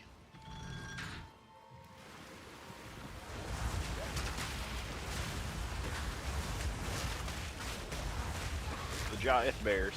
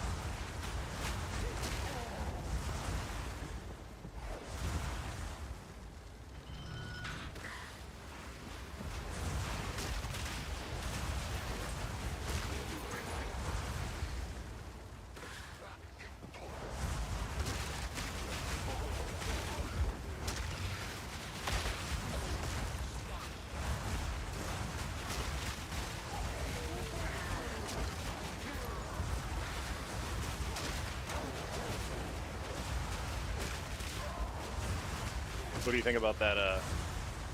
The ARPG, like the GoFundMe one from the Diablo 2 devs. They have some like really rudimentary gameplay already available. I mean, it's hard to say. I think they got a lot of experience, but I think they're trying to make like an open world ARPG, if that makes sense. Like a open world like crafting game. I'll try it when it comes out just because it's an ARPG. Yeah. I mean, maybe it's the survival crafting game I've been waiting for, you know? You never know. Yes, proceed. Something about isometric RPGs of the action variety I really love.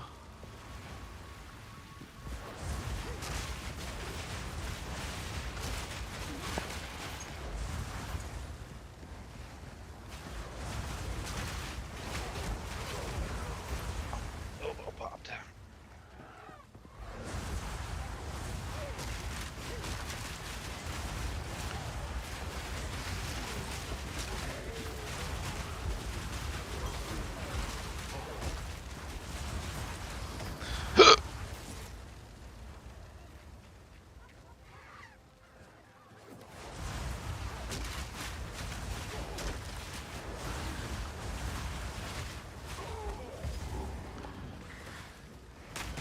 Out front.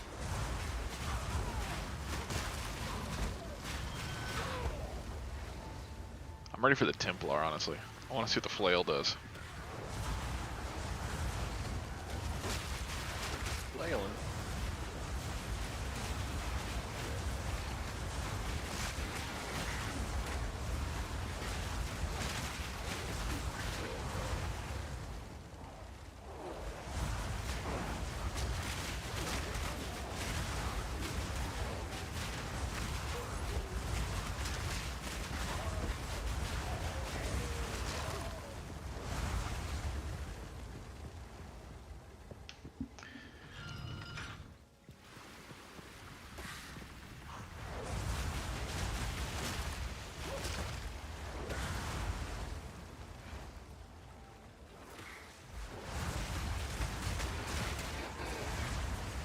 You know, I think it would be a cool touch.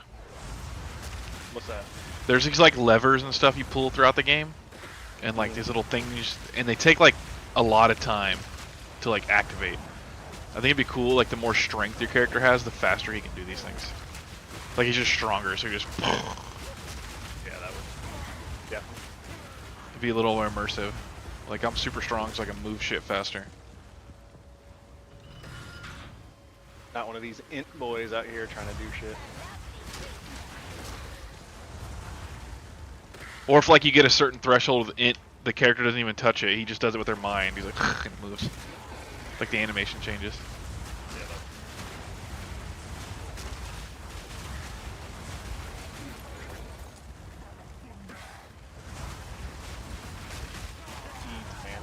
And all I'm thinking about is Kratos in the new God of War games. Like if there's a chest, he doesn't open the chest. He punches through it. He's like, I'm just gonna take this. he's like, yeah, he's like, it's mine.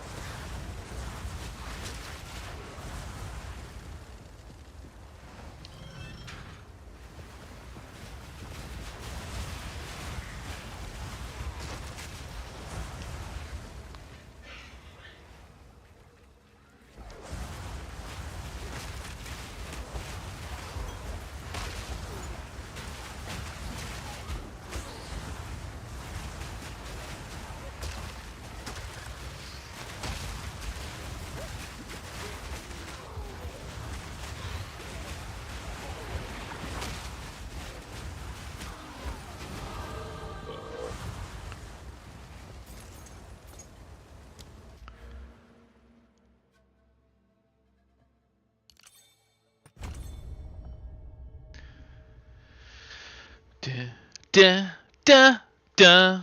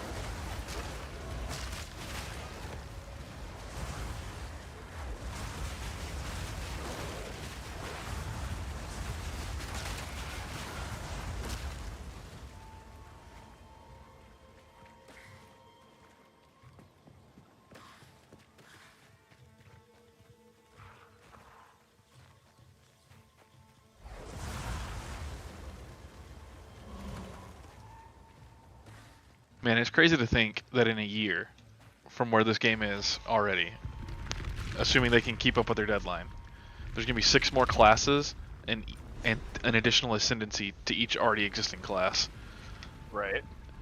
New weapons, Yes. swords, flails, axes, Self Utzal. whatever the fucking druid's gonna be using. Fucking muddy stumps or some shit.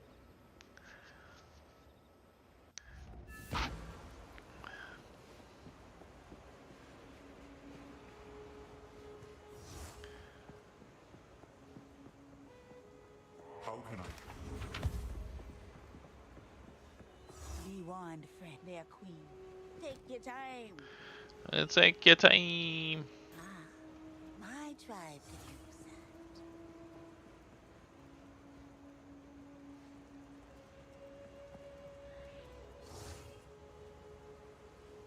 I'll take it. Take your time.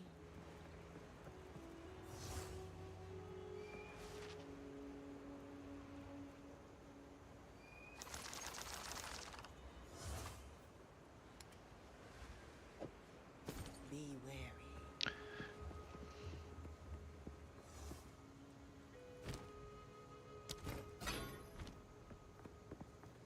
You drain the. Oh.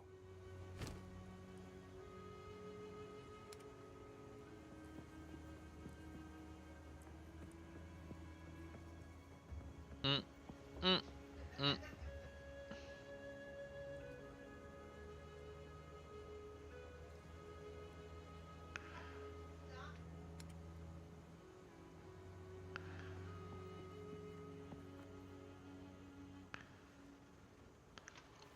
You hear a click. Duck.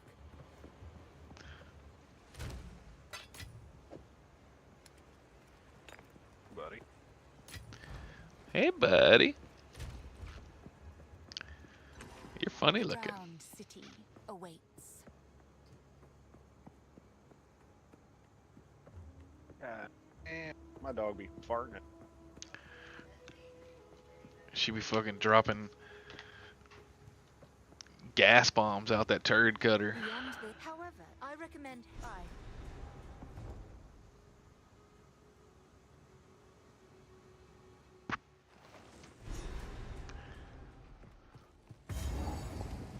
Utzal, wretched and drowned.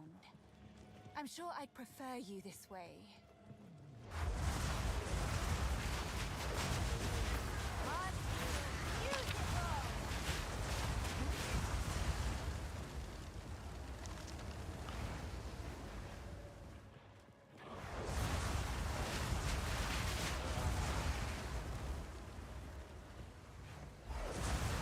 Fucking what's up, gentlemen?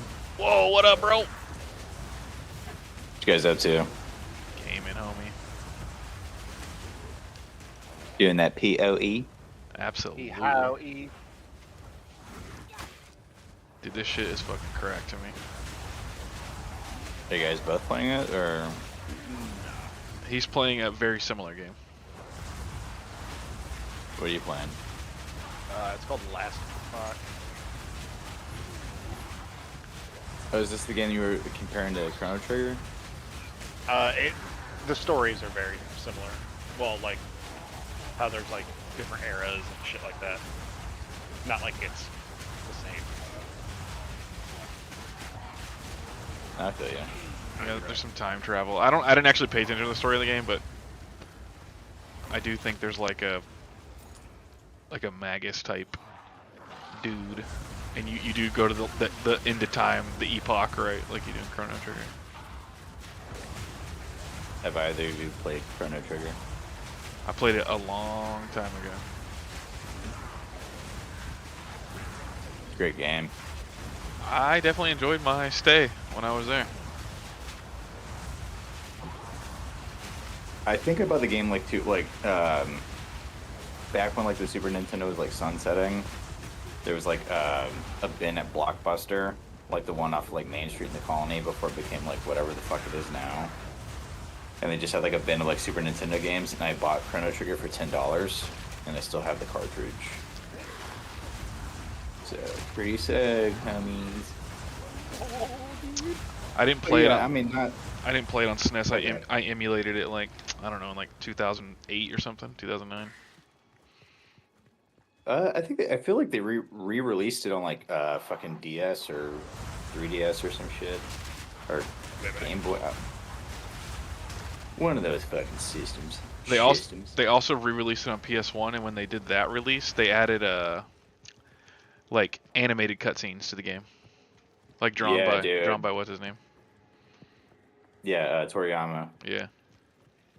Yeah, it's like they had the infamous scene of Chrono getting killed, which is like kind of lightly played in the SNES version because they're like time travel, but like in that version they're just like watch him get massacred. Pretty sick. Pretty fucking sick. Pretty sick, bruh. But I mean, all that to be said, like great game, but like not an original story. Just fun, just really good. I don't think a story necessarily needs to be original to be. I mean, stories get retold all the time, right? Like Nosferatu, you know what I'm saying? Yeah, I mean, super hyped for that movie, but Dracula or just like root of all evil stories have been told a million times over. I mean, like they say, like the best writers steal, which is pretty accurate.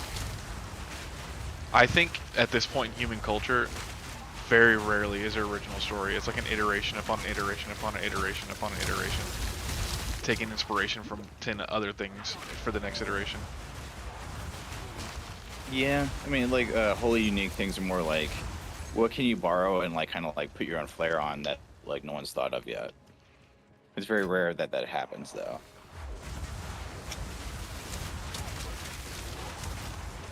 I agree.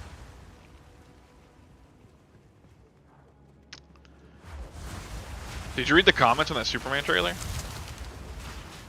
Like, are you talking about the YouTube comments or the Reddit comments? I didn't see any Reddit comments, but, so maybe both. So I only I caught it through Reddit earlier.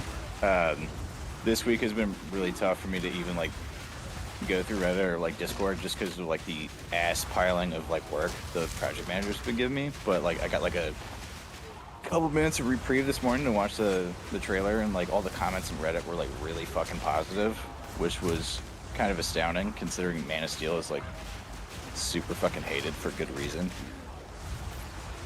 I don't remember the last time anybody talked positively about Superman. When I saw that, I was like, what the fuck? Yeah, dude, because Superman's fucking gay as shit. I mean, but Henry Cavill's pretty cool, right? Yeah, handsome dude, good actor. You know, first season of The Witcher was pretty sick. He wasn't what was wrong with Man of Steel. Chris, didn't we see that together with Will? I think he went AFK. Dude, like, if I'm remembering this correctly, we all got like free tickets to go see Man of Steel. It was like me, Chris, Will, I think maybe Lewis. And you know, it's like free tickets. Like, so who cares? No expectations. The moment where like the dad, he's like, let the tornado kill me, so the like you don't get revealed. We all collectively were like, yeah, fuck this movie. This movie sucks. Is it because you made like an emotional connection with Kevin Costner? Not just that. It's more like Superman's a hard character to connect with ultimately, because like He's perfect. he's basically Yeah. it's impossible to like really have like a connection to that character. That's why it's hard to give a shit about him, at least on my end. That's why like Spider-Man's the most connectable character. Like he's poor, he gets powers, he doesn't have anything like tying him to like anything. Like he's doing it for, like from the good of his heart, sort of thing. You know, he's the man of the people, truly. Superman really isn't that. And for Superman to have like the powers to like defy nature and to let his dad just get killed by a fucking tornado was just like why?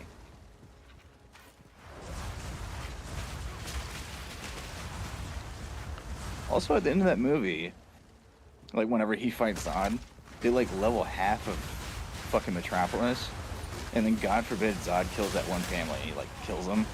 It's like Superman's. First of all, Superman's not a killer, but like they make it like an emotional beat of like, oh, he couldn't bear that one family getting killed. It's like, well, how many people in those buildings just got leveled in that fight? You guys killed like thousands, but God forbid the fucking family in the train station died. I remember a lot of people upset that they were like leveling buildings and shit, and I was like, I don't know, man. 2 Kryptonians fighting in near a city. I don't like. How do you not destroy a city? I think it's not so much that. I do agree with that. Like it's like, I mean, like 2 gods essentially fighting each other. Shit's gonna happen. Like collateral damage. I think the emotional beat of like when they're in the train station, like Zod's gonna use his laser beams to like ace that family, and like that was the final straw for him to like commit murder. It's like how much death did you bring to the city, and like this was the thing that like really fucked you over.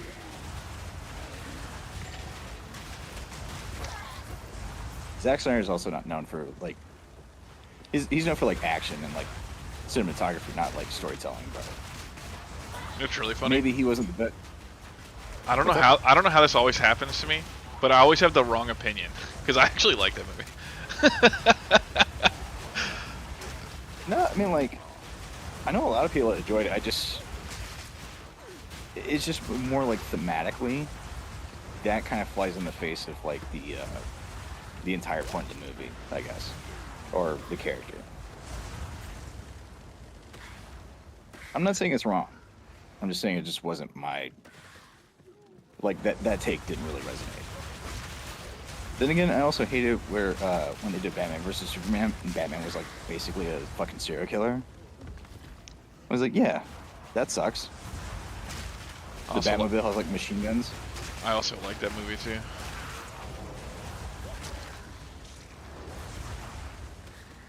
I mean, I thought like aesthetically it was good, but I feel like Snyder is like a. Oh, dude, I hated it. What name did you say? It's so dumb, but I don't know. I found it entertaining. Like, I feel like the dude is like, give him a script someone else wrote.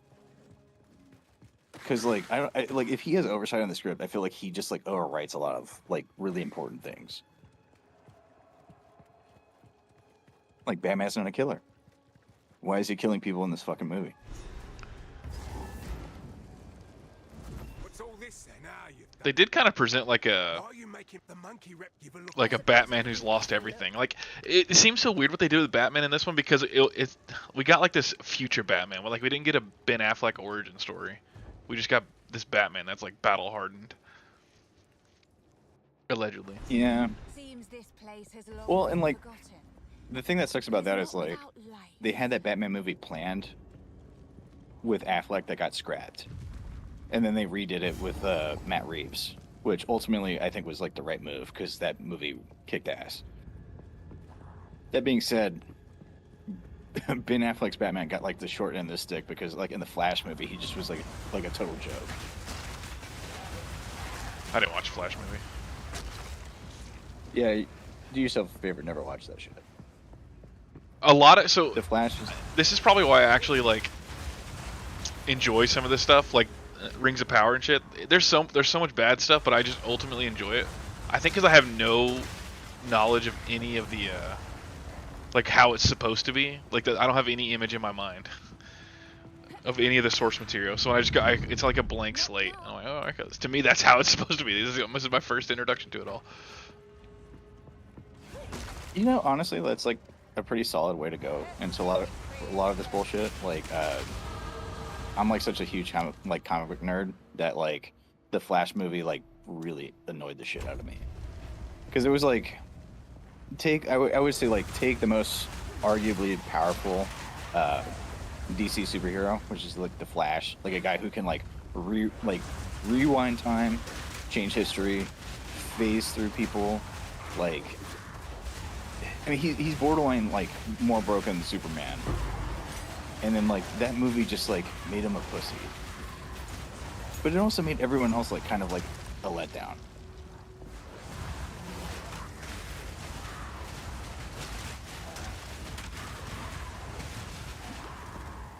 Yeah, I mean, I can see that, especially if you have like, because you already told me once, like the Flash is like your favorite DC character. So if you go into it and you have like this high expectations of your favorite character and they don't represent him in the way that you have in your mind, that's hard. Yeah, I mean, like even if you like, I assume like we all kind of grew up on like the old Justice League cartoon where like the Flash like he's super fast, but like if you put a banana peel, he like falls or something. Like that's not even like a good representation. Again, yeah, I completely miss it. Never seen the old Justice League cartoon? No, I never watched it. Damn. I will say they do him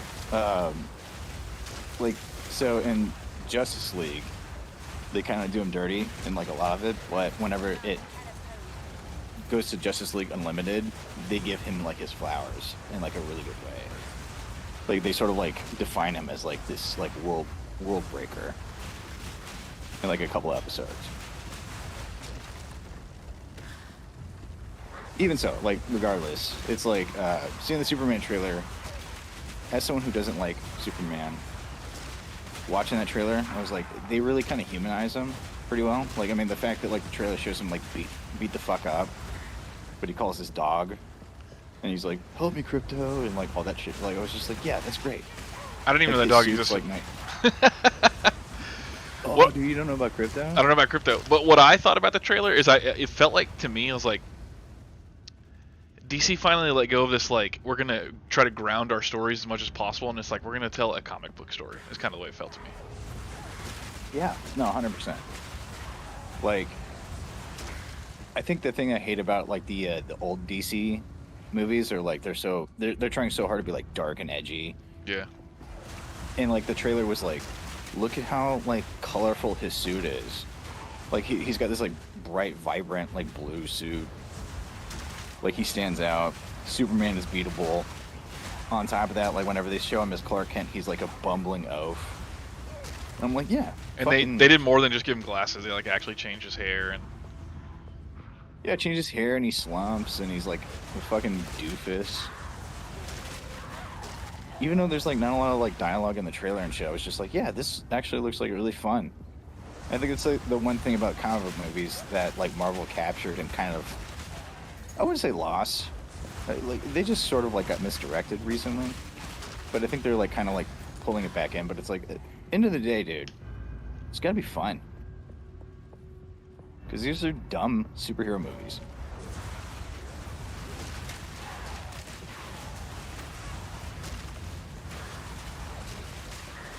Well, how do you feel about the? I saw this on Reddit and people were like. Some people were upset and some people didn't give a shit. So what camp do you fall in? We're like, they're bringing Robert Downey Jr. and what's his name, Chris Evans back for some other characters. Yeah. So Robert Downey Jr. isn't going to be Iron Man. He's going to be Doom. Which when they announced it, I was like, fuck yeah, let's go. Chris Evans, I'm assuming is like gonna be back as captain. Little, kind of like I guess it's sort of like at least in that role, I'm a little like wait and see because we have the next captain where it's Sam as captain. So I'm just sort of like curious on that one. But like, fuck yeah, dude. Like, why not have Robert Downey Jr. back? Like, he's the only reason anyone gave a shit about Iron Man ever. I do think he was perfect for that role. I think the thing that bothers me the most is, like, because it was a real emotional thing to kill him. Like, it almost solidified the whole thing, right? Like, he dies, he saves the world, he started the series. Like, he made everything, like, he was the guy, right? And now it just kind of feels like it, I don't know, it feels cheap now. Like, that moment feels cheaper. Well, I'll say this: it feels cheaper if he's like a variant of Iron Man, but if he's Doom and he's under the mask and he doesn't have the same voice, I feel like it just works, right? Like it's just like him playing a different character. I mean, it's kind of like the Hulk, right? The Hulk went through some iterations with different actors, but and that is true. Like, if they Thanos him, like they CG him all up and whatever, you can't even tell he's Robert Downey Jr. It might not even matter. Yeah, pretty much. I mean, like I said, if they play it as like a different character, and like he doesn't lean into like the Iron Man aspects, and he just like fully like they keep the Doom mask on him. They don't unveil him. Like they don't do like he's like a variant or whatever. They're like, this is the fucking villain, and he's fucking evil and shit. And be like, yeah, cool, awesome. That's just one of those like wait and see kind of moments, I guess.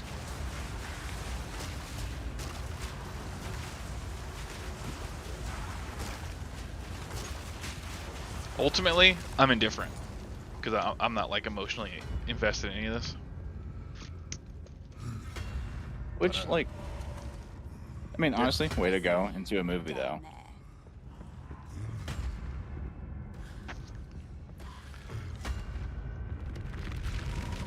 I would say, like I went and saw Sonic 3 tonight, and I was, like, super, like, did you ever play Sonic 2? On Sega? Sonic Adventure 2? No, I didn't. Was that a Dreamcast game? Well, it was Dreamcast, and then went to GameCube. But like, it was one of those like Katie and I went and saw that shit, and she could not have given less of a fuck about it, which totally get it. Like she never played it, and like the movie didn't really play into the game until like the last like 15 minutes. But the last 15 minutes to me, I was just like, yeah, hell yeah, let's go. But like they really just built the last 15 minutes on like if you play the game, like these scenes are for you kind of thing, which is awesome. But like for her, she was like, I don't give a fuck about this. So it's like comic book movies have that like struggle of more or less like, well, I mean less with Marvel because like I mean they have like 10 or more than 10 at this point, like 15 years of like movie building. But like I guess the best way to say it is like it's probably tough for like a lot of these like franchises to like bring in new people. Like and I think that's where like the Superman trailer works, where it's like if you have no connection to the comic books or whatever, that trailer probably looks really sick, but you have no point of reference. So you see like a lot of cool shit, a lot of explosions, a lot of flashy colors, James Gunn, blah blah blah. So you're like in. You don't have like nerds like talking down about it, you know. Exactly, yeah. There's like the Marvel shit, it's like Captain America 4, people are like, if you look at the comments on like Captain America 4, like half of them are like, how the fuck is Sam Wilson gonna fight the Red Hulk? Red Hulk is blah blah power set, and he's got blah blah, and you're just like, you know, well, end of the day, dude, this is all fiction and stupid.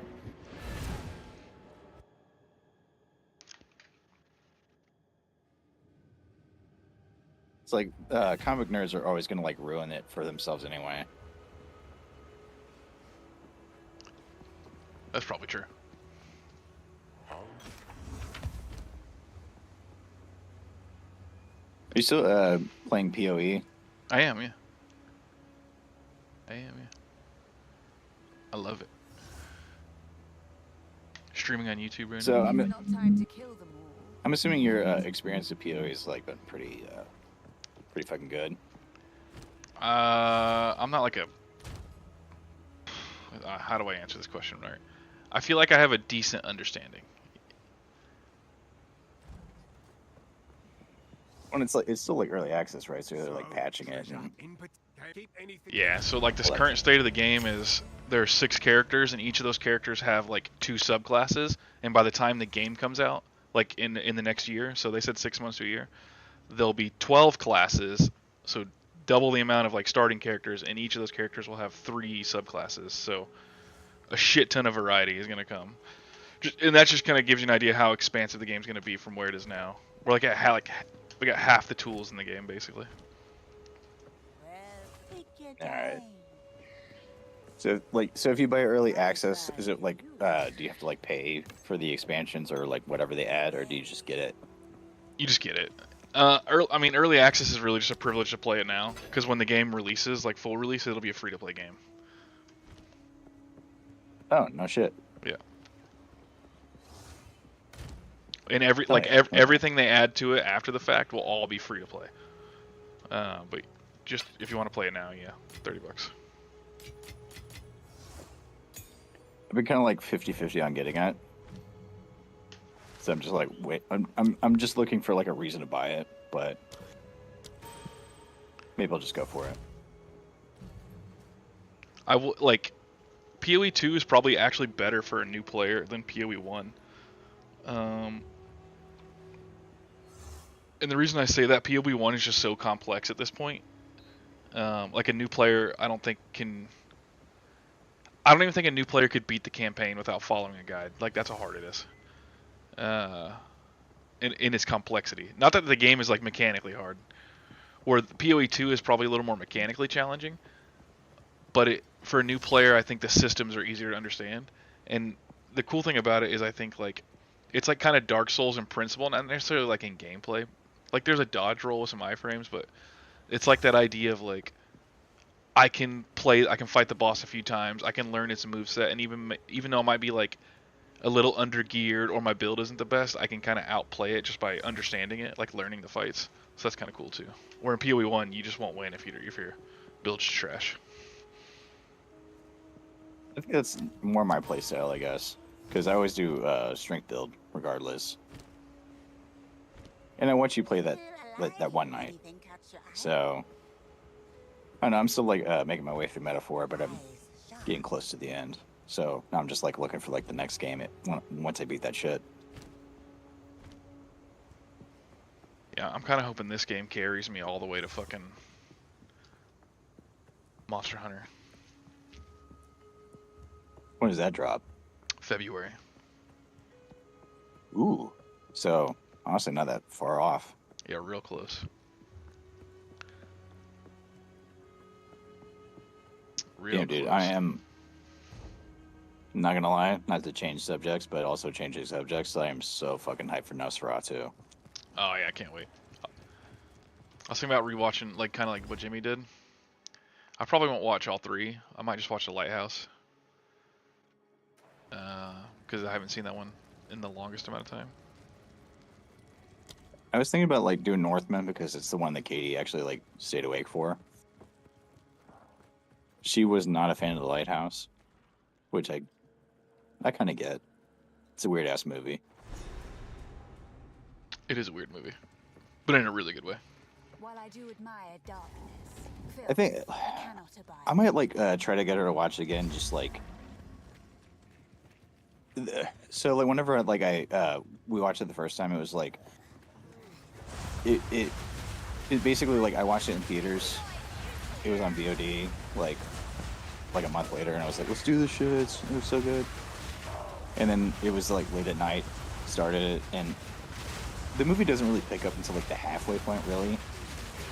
like the first like, I would say like 30-40 minutes are kind of like not. I mean, like I enjoyed the movie, but like I mean, honestly, like the first like chunk of the movie is like kind of tough. Well, it's just Not a two lot of dudes talking. talking. Well, you're right. It's actually not two dudes talking. Just two dudes grunting and trying to like understand each other. I think it's like the first like 20 minutes, like no one says anything. It's just like William Dafoe like farting, and like jacking off. I forgot about that. You know what I mean? Like I think like whenever he jacked off in front of the light, she was like, "What the fuck are we watching?" And I was like, you know, I didn't really prep you for this. I mean, I'm sure she's watched some other weird movies with you, right? She watched like Itchy the Killer with you? No, she didn't watch Ichi. 'Cause that's balls to the wall strange. No, so a lot of the weird movies I watched solo, but one of the weirder ones that she watched with me was Titan. Oh yeah, yeah. My wife watched that one with me too. Yeah, she was not loving Titan, which I totally get. The whole time my wife, she's like, Alexa's like, what the fuck? That probably came out of her mouth like 30 times. Like, this makes no sense. Dude, yeah, like when we were watching Titan, like it was mostly quiet, and then every once in a while she would just go, "What the fuck is happening?" I was like, I don't know. They're dancing on the fire truck, you know? This is what they're doing. I mean, she was at like the first like was like 5 minutes, like they're dancing on the cars and stuff, and then she like kills that guy, and she was like, okay, so it's like a movie about a serial killer, and I was like, I don't know. And then as soon as like the car starts fucking her, she was like, what the fuck are we watching? And I was like, yeah. I was like, I don't know, dude. Like this is new to both of us. And we sat through that whole shit, and then like when it was over, she was like, yeah, I'm picking the next movie. And I was like, all right, fair, totally fair. Anytime you watch something kind of otherworldly in the sense of like, this is strange, please tell me. I love that shit. Have you seen Videodrome? I have not, but I've heard about it. That's a pretty awesome one. Kind of out there. Have you seen? Okay, Videodrome is fucking. Who's in it? I don't remember the actors actually. But Someone's. I feel like it's a pretty known dude from the 80s, like in that era. I gotta Google it because I don't remember. Have you ever seen Raw? Is it the one where the girl eats the? She's a cannibal. She just eats meat. Yes. I haven't, but I'm aware of it. It's James Wood. James Woods for Videodrome? Yeah. Okay. I'll say I don't think I've seen it, but it rings a bell at least, as far as like knowledge of it. I'll say Raw is a weird movie. So it's same director as Titan. So. Oh yeah, you told me about this. Just take your knowledge of Titan and run with that, because it's not as weird, but it's still a really weird fucking movie. Have you seen Baskin? No, have not. It's a Turkish movie. It's pretty interesting. Interesting, like good interesting? Or? It's like, it is good. I liked it. I don't know. I think Jimmy and Chris watched it. I don't think they were fans. Maybe Chris liked it. I don't remember. But it's these Turkish cops, and they just kind of go on this like wild kind of like night. I don't know how to describe it without going like spoiling it too much. It kind of ends in like some supernatural ways. Okay.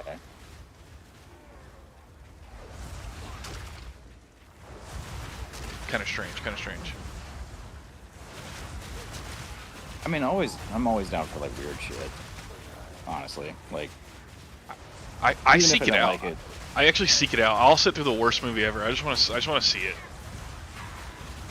Like I had a list of like fucked up movies because I was like, how do you see weird shit? They're usually fucked up. So I was like just googling like what are fucked up movies, and ultimately these are just like shock value movies, and they're just not that interesting. So I need to like rework the list. The only I watched like 6 of them. The only one that was good was Itchy the Killer. Itchy the Killer is really good. I agree. Well, I won't say really. I would say it was a good movie. I really liked it. I enjoyed it. So, guy who directed Ichi the Killer did 13 Assassins, which I think is like one of the. I mean, like that movie fucking kills, dude. Oh, I gotta find my list here. Oh, so Grave of the Fireflies is on there, but that's a great movie. And Have you seen it? Yeah, I watched it. So there was more than one good movie that I watched actually. I forgot about this. Grave of the Fireflies is good. Requiem for a Dream I never saw. It was good. That was trash. So Requiem for a Dream was like one of those ones where like it wasn't like in high school or like post high school. It was like everyone was like, you gotta watch this fucking movie. It's so fucking crazy. It's so sad and so fucked up. And I was like, cool. And then I watched it and I was like kind of bored. Like Darren Aronofsky flicks, I think I just realized aren't really for me. It's a lot of like good visuals, but like not a lot of like depth.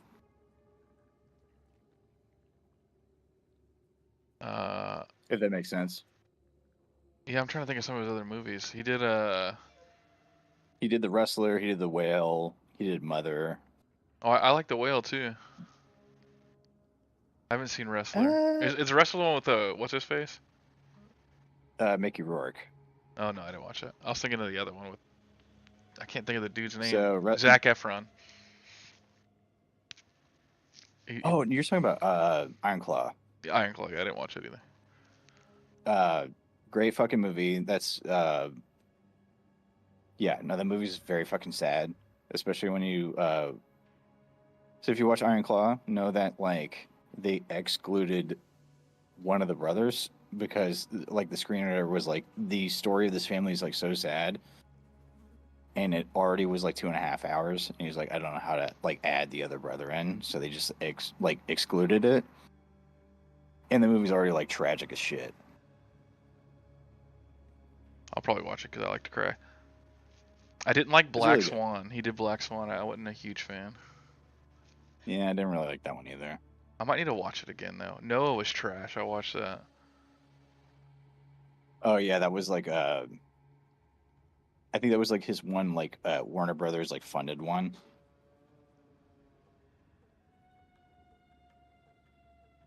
So I've seen 4 of his movies and I'm 50-50.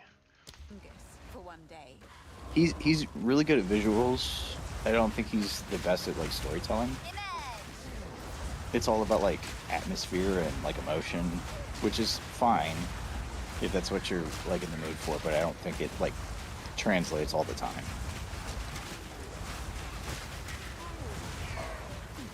Yeah, I can see that. Like Requiem, like arguably it's a good movie. I don't know. It just felt like torture. It was like trauma porn, basically. It's like, look at these sad people be sad with like drugs and shit. I'm like, all right, let's do this for 2 hours.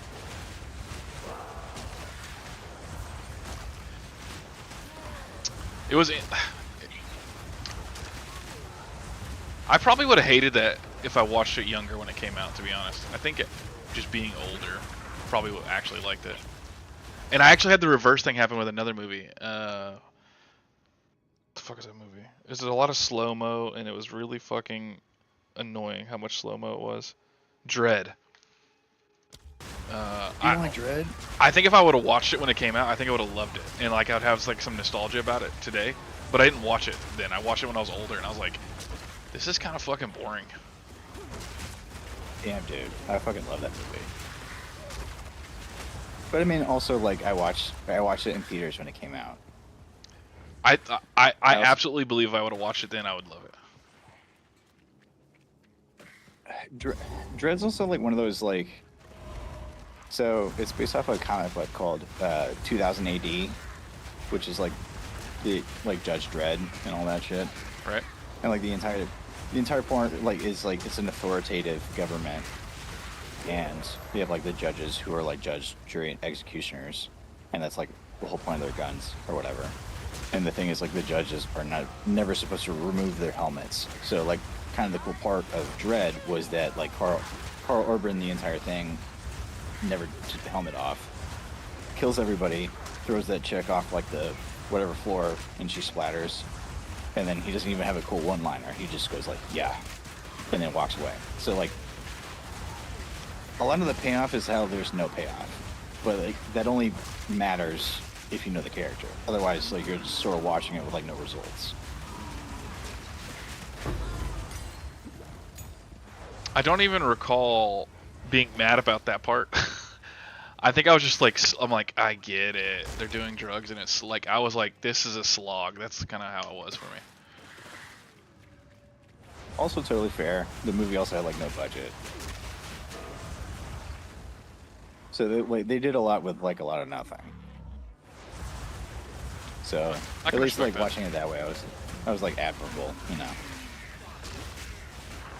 Yeah, I'm really good at going in blind. I had no idea about anything.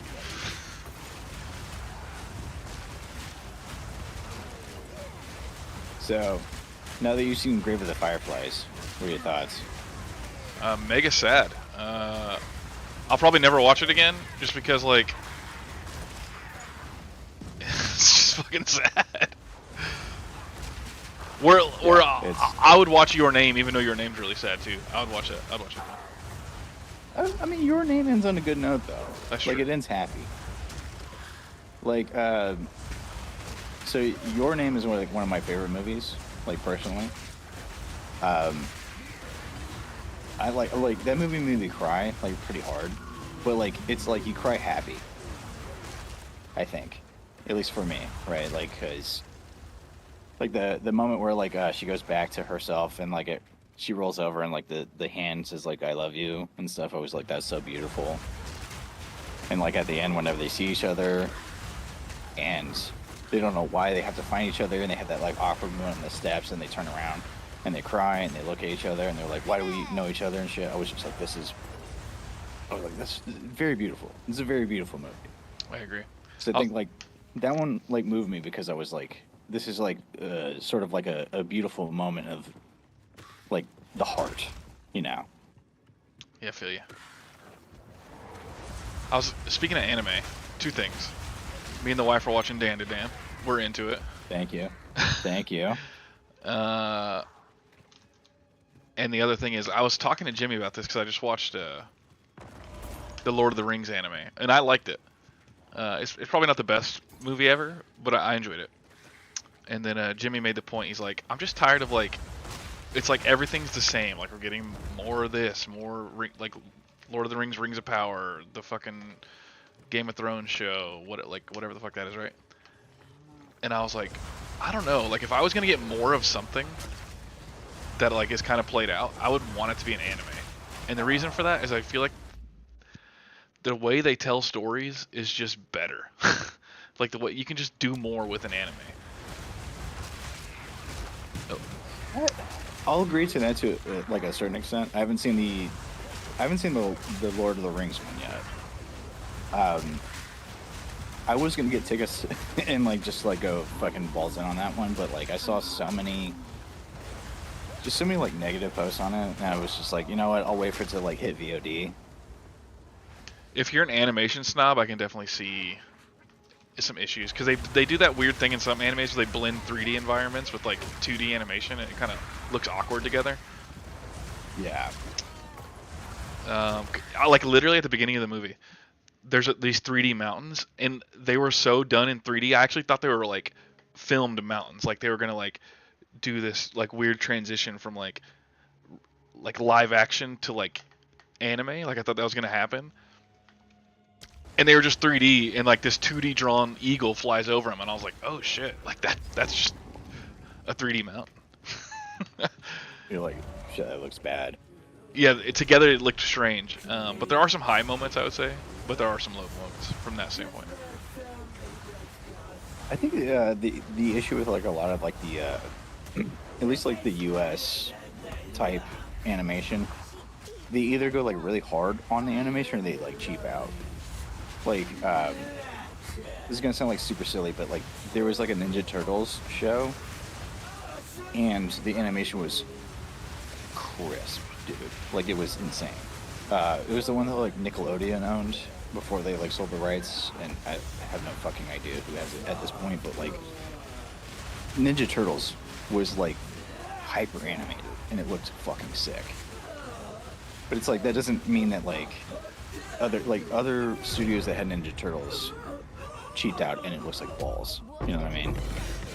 And it's like have you seen like the Castlevania Netflix shows? I think I watched the first episode and then I meant to go back and never did. It's okay. So there's two different ones. There's like the first one, and like the newest one's called like Nocturne. So I want to say like the new one's like a South Korean animated studio. Either way, it's like there's certain scenes where you're like, this is bad. Like it tracks bad, it looks bad. But then you get to the fight scenes and it's like overly animated, and it looks insane. And you're like, I don't know how they. It's like how does this fit in the same show? You know what I mean? Yeah. But that's kind of like how the Lord of the Rings thing looked from the trailers, where I'm like, is it gonna be sick, or did they cheap out? I do think they probably went with the 3D stuff to make it easier and get it out faster. It's kind of how it felt to me. And I think there's some valid complaints there. What I don't think is valid complaints that I saw online are people upset like it was the girl was the main protagonist. Because I didn't find that as an issue. Like everyone's like, this is gonna be a girl boss movie and whatever, and it, in my opinion, it wasn't really that. Like it was just kind of like telling the story of her whole family, and like her dad had some of the best moments in the show. Like it wasn't even hers. I mean, people complaining that like a girl's the main character is just a bunch of incels at this point. Yeah, it's annoying. Well, also, like one of the best moments of Lord of the Rings is whenever the chick kills the guy on the dragon. Yeah, I am no man. Cuts his head off. Fuck you, bitch. Yeah. Yeah. Sick as fuck. One of the best moments in the entire fucking film trilogy. It's like we're gonna ignore that because like this chick is like the main character of this one. Who gives a shit? I completely agree. Yeah, I was into it. By the way, okay, now that you've mentioned that you like Dan to Dan, gotta dive into that. Thank you, sister. I accept this. So We're you on digging it? episode. I think we watched episode 4 yesterday. And yeah. Okay. Remind me episode 4. So They I'm on beat up. episode They 12. finally kill Turbo Granny. Like and they're like. Turbo. And then the dude's walking away. He's like, he keeps saying bye over and over, and then the girl turns around. She's like, "See you tomorrow." And then like he's like all uplifted and shit because he's like, I got a friend that's gonna stick around. Yes. Fuck yeah. Okay. Great. I love that episode. Also, I love the first person perspective of like when he's running and she's like looking around. Yeah. Like they animated the hell out of that shit. This is just another example in my book that like you couldn't tell that story as a live action. You just couldn't. No, 100% no. And that's what I mean. Like anime has this unique storytelling method where it's just a better medium. I will let you know that episode 7 of Dan to Dan is brutal. It's very sad. Well, It's great storytelling, but like, man, it's gonna be sad. we'll get there soon. We're actually supposed to watch a couple episodes tonight. It's so funny. Like Chris is the only one that doesn't like it so far. I told my buddy Nima, I was like, you gotta watch Dan to Dan, dude. It's so good. And he was like, all right. And then he hit me up today. He's like, I'm on episode 5. He's like, it's fucking sick. He's like sending me memes of it and shit, and I'm like, yeah, you're in.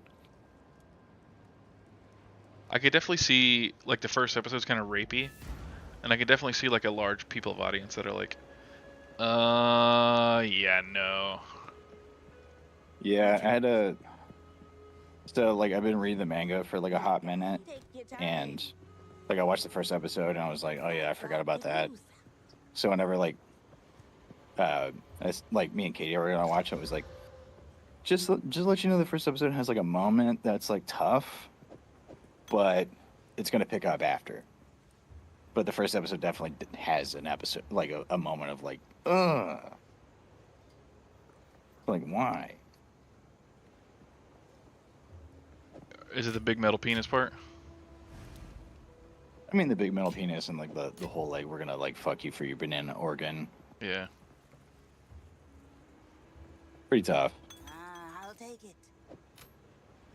But it's like episode 2 just becomes amazing. Bye-bye. Yeah. And I think like Dandy Dan's like one of those like you just gotta like let the plot play out a little bit, and it eventually gets to like a moment where you're like, okay, I get why this is like good. Oh no, yeah, I'm into it. It's already good. Watch your step. I want to say like so I haven't watched so the last episode of the first season dropped today. Didn't get to watch it because went and saw Sonic.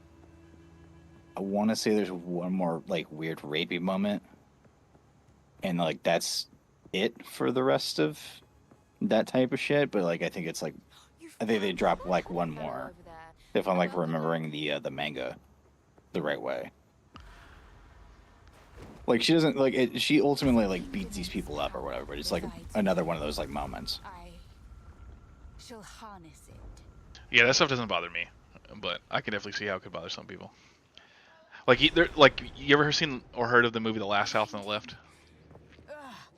Yes, dude. Yes. Yeah, Like so an entire rape scene. yeah. So that movie, like, a lot of people just refuse to watch because that's in it, and I get it. I understand why, but I can't relate. So it just doesn't bother me. Yeah. Yeah. No, I totally feel that. But it's also like, at least with like the Dan to Dan stuff, it's like the girl gets the one up ultimately. You know what I mean? Like I guess like. Well, it doesn't actually happen. It probably helps. Or in The Last House on the Left, it absolutely happens. Yeah. Yeah. Fair point. Dude, so I'll tell you this. So, unrelated Dan to Dan, but like back to Grave of the Fireflies. There was, so this was like 2 jobs ago. Either way, 2 jobs ago, doesn't matter. But there was like a Studio Ghibli thing in like Cinemark. They do this shit like in October, like every year, where they're like, here's Totoro, here's, Mononoke or whatever. And all the people we're working with, they were like, we've never seen Grave of the Fireflies, and that's tonight. And I was like, okay, cool. Have you guys seen it? And they were like, no. And I was like, well, I'll buy the tickets. I saw it like back in like middle school, so it's been some years. And they're like, cool, let's all go see it. It'll be fun. And I was like, it won't, but like, fine. Everyone so walks like, out of the theater quiet. Nobody's talking. Dude. So, I mean, you're not wrong. So like, what happened was like I buy the tickets for all of us, and I was like, cool, I'll see you guys at 7. So like we get out of work at 5, go home, like eat some dinner and shit. Tell Katie I was like, I'm gonna go see Grave of the Fireflies. I'll be back in like 2 hours. Go to Cinemark. Everyone's like super psyched. We're like, we're gonna go see this movie. So like supposed to be like so fucking crazy. They don't like track this moment. We're like, we all get like checked in at like Cinemark and stuff. I go get like 4 beers, like 4 like heavy beers, and I sit down. And they're like, "What's up with you?" And I was just like, "I'm just strapping in." And they're like, "Whatever, pussy," like that kind of shit. Yeah. We sit through They the whole didn't know. movie. I crushed it. Yeah, I crushed all 4 beers. We walk out, dude. It's the most silent between all of us. We go to the parking lot. No one's talking, and I just go, See you guys tomorrow. And then we just leave. They're like, yeah, okay. That's Yeah, hilarious. Katie like. Yeah, she was like, So she's seen like most of the Ghibli movies. I think the only one she hasn't seen is like maybe Ponyo, which like It's skippable. I thought it was yeah, so very cute, like but it's skippable. to me very take it or leave it. Yeah. But she was like, we should watch Grave of the Fireflies, and I was like, I'll watch it. What? Like this movie's gonna we gotta watch it like at noon because it's gonna destroy the rest of our day. True. Great movie, so sad. Maybe one of the saddest movies ever. It was pretty damn sad. What is the saddest movie ever? What got me? I mean, like Grave of the Fireflies is definitely like top 5 because the guy who wrote it. It's a true story. Yeah, it makes it worse. Yeah, so you know he wrote that he died in it because that's his apology to his sister because like she actually died and he lived.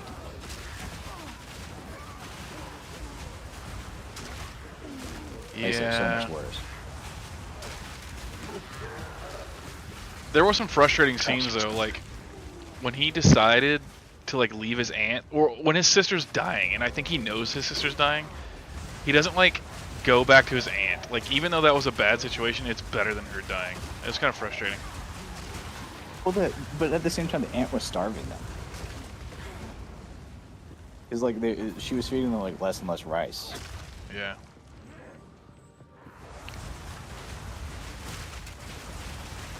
But I mean, like I get what you're saying now. Like one of the most heartbreaking moments in that movie to me was like when the town's getting firebombed and he's like stealing. He's going like, going happy. into the firebomb, yeah. And he's like happy. Yep. That's just like so sad. Your situation's so dire, you're willing to risk your life, and you're happy to do it. Yep. Have you seen The Road? With Viggo Mortensen? Yes. I have seen this, but I wish I could tell you all the details. And I do remember liking it. It's a great movie. I think that's definitely one of the sadder ones. There's like a moment where like, because like the whole point of the movie is like apocalypse, and he has like 2 bullets, and it's for like him and his son. And like the beginning of the movie is like he kills someone with one of the bullets, so he only has 1 left. So that like hangs over the entire flick. And there's just like this like moment where like this guy tries to like rob him, and he's like, "Take your fucking clothes off." And like the guy's like crying, and he's like, "Please don't let me do this, dude. I'll die." And he's just, "I don't give a fuck." And it's just like really like it's just like painfully human and like depressing. I do vaguely recall this moment. I need to rewatch this movie. It's really good. But, like, it kind of reminds me of The Mist a little bit, the way you're describing it. It kind of, I wouldn't say ends the same way, but it has that sort of like same like at the end of the world, like what's left kind of moment, you know? Did they explain why the end of the world was there in that movie? I don't remember. In The Road? I think they sort of vaguely say it's like a like nuclear holocaust type shit. Because there's the moment where they find the bunker. So there's a moment where they find the farm, where like the people are the cannibals, and then they later find like a bunker that has like peaches, cans, and shit. And it's like the one moment of like reprieve they get. Another corpse to serve me. I feel like I remember both of these moments. I gotta rewatch this movie. You telling me? I think it feels familiar because you're telling me, but I know I've seen it. I mean, ultimately, great movie. Isn't that movie like 20 years old at this point? Maybe even more? The Road. Fuck. I watched it. I'm trying to remember, like, I think I watched it when I was like in my early 20s. So it has to be at least 10. I'm Googling it. Because I feel like I watched it a long ass time ago. Like when I was in like high school. 2009, so. Yeah. In 2009, I was 19. So yeah, damn, fuck. That was 15 years ago. Yeah. That's probably when I watched it. What would you say is the saddest movie?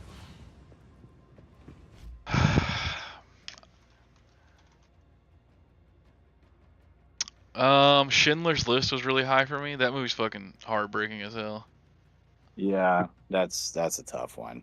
When he breaks down at the end and he says he wish he could save more people. Yeah. Well, and Yeah, at the beginning, no. he's like, he just, it doesn't, I gotta watch this movie again too. I don't feel like I remember if he was, at the beginning, like he had correct motives, but he switched like halfway through.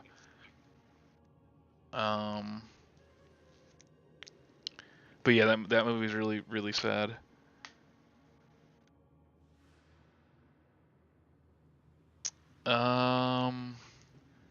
This is gonna sound really lame, but have you seen Hachi? It's a dog movie.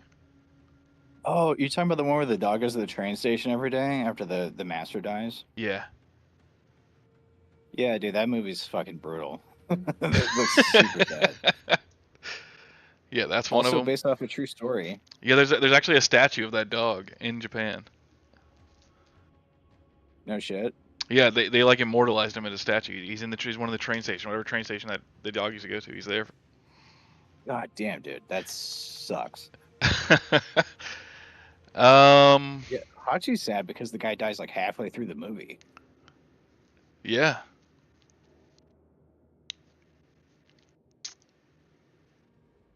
I'm thinking. Have you seen A Silent Voice? No, I haven't. Wait, have I? So it's another anime flick, but it's basically. Is this the one where the basically girl's about, like bullied?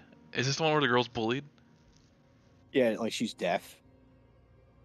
I feel like I was described this movie. I don't think I've seen it. It's honestly really good. Basically, it's like this. Like this guy's like bullies this chick whenever he was younger, and she was like deaf. They like take out her hearing aids and like throw them in like the river and shit. Mm-hmm. And then like years later, he like tries to kill himself, and then like he loses all his friends and stuff because they blame him as like the sole bully, even though like other people did it. So he like tries to like rectify himself, and they end up like falling in love and stuff. And like I'm not gonna ruin the movie, but like it kind of goes a direction I wasn't expecting. But like the final scene, like really choked me up. Yeah, I need to watch it. They have like a way of animating it where it's like he views people like they have like X's on their faces. It's sort of like the way like he perceives people as like if they don't want to talk to him, he sees like X's on his like their faces, like they're like fuck you. Right. There's like this kind of like beautiful moment at the end where he like accepts himself as who he is, and like all the X's fall off, and he like cries because he realizes that like he was like stupid for what he did. And it's like I don't know, it's a pretty powerful movie.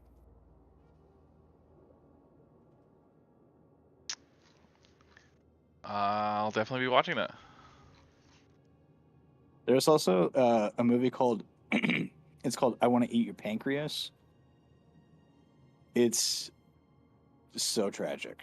it's like unbelievably tragic, but it's very good.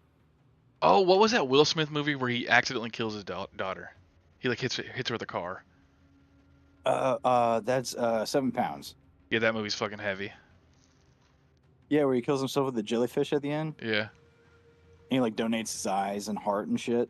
Yeah, and he's like going around making sure everybody's worthy of his body. Yeah, dude. Oh man, that movie is fucking sad as shit. Holy shit, I forgot about that movie. Oh my god, that movie is. He like falls in love with the woman that like is gonna get his heart, and then he still kills himself. Yep.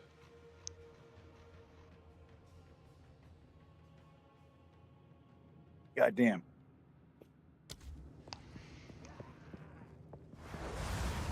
Yeah, that's. There's a couple other ones that I'm like thinking. I'm like thinking of, but I can't get the name of. There's another movie about it's based on a book. It's called Where the Red Fern Grows. That one's really sad at the end. Ooh, good pull. Um, There's a it's not a movie, but there's a short story called Flowers of Algernon that is brutally sad. It's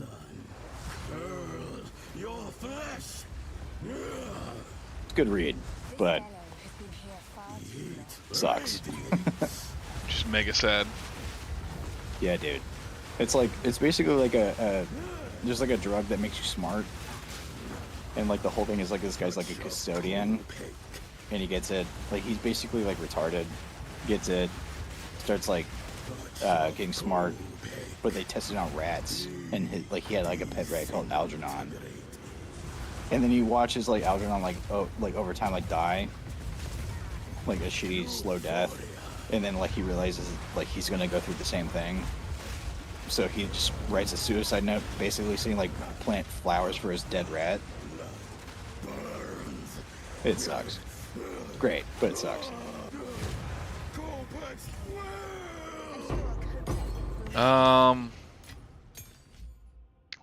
There's some sad Disney movies. What's that one? What's the one with the little kid goes into the afterlife to go see his idol, and then he meets his family? Coco. Oh, Coco. Yeah, Coco was brutal, dude. Yeah, it's the whole thing is about like his grandmother, like the guy like murdered her, and he like kind of figures it out. Yeah, it's like revealed. Yeah, that shit was tough. Well, he meets his grandfather in the afterlife, or his great grandfather, I should say. Yeah, but he like failed it. Like wasn't it like he was like married to Coco, and then like the musician like killed him and like stole his wife or some shit. No, Coco was the kid's daughter, the dude's daughter. Oh, okay, yeah, that's right. And his wife and him are both in the afterlife, and he the kid brings like his great grandfather's guitar and sings the song to his grandmother that he learned was actually his great grandfather's song. Yeah. He sings it to Mama Coco, and she dies listening to it and cries. Yeah. Brutal. Fuck. It's one of those like Pixar movies that. Ooh, dude, Up. Holy shit, Up was brutal as fuck. Yeah, that movie was pretty heavy. Yeah, Pixar like sucks half the time, but like when they nail it, they really fucking nail it.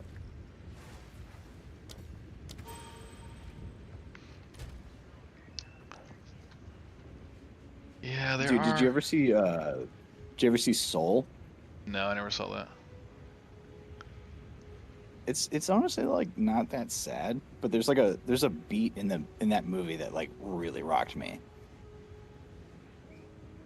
Cuz it's about like a guy who like he like goes to heaven and he sees like what the pre-life is, and it's like there's like the souls of people who aren't born yet, and there's like one who won't be born, and he takes her through like the experience of his life, and then like she experiences life different than him, and like there's this like moment where like he's in a barbershop, and like I guess like he like at the barbershop he like just doesn't speak or anything. And then she just has like a full conversation with the barber, and then like he's just like, "Thank you for talking to me. That was like really nice of you." And then like they leave, and then he has just like a full introspective moment of like the universe or whatever, and he's just like, "That's what life is." And it's just I don't know, it was weirdly beautiful. Well, I gotta write this down. What was it called? So that one's called Soul. Where'd my thing go? I'm trying to put this in a notepad. Here we go. Let's go. Soul.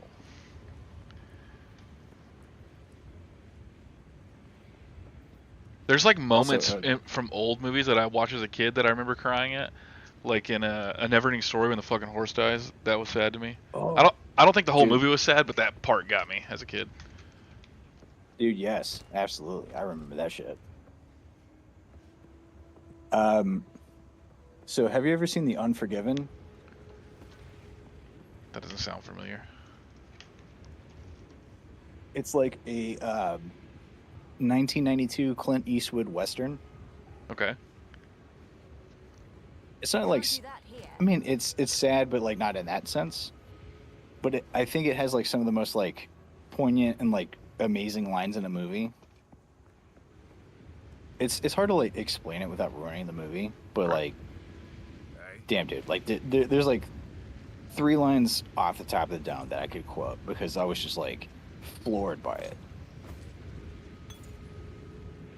But yeah, Unforgiven by Clint Eastwood is like a masterpiece. His other movie made me cry. The one where he's like super racist and he lives next to that Asian family. Yeah, dude, Gran Torino. That Yeah. shit is fucking fire, dude. Yeah, that shit made me cry. I don't know if it made me cry, but it definitely. I was like, I definitely welled up if I didn't cry. Yeah, I love the end of that movie too, where like he gives his Gran Torino to the kid.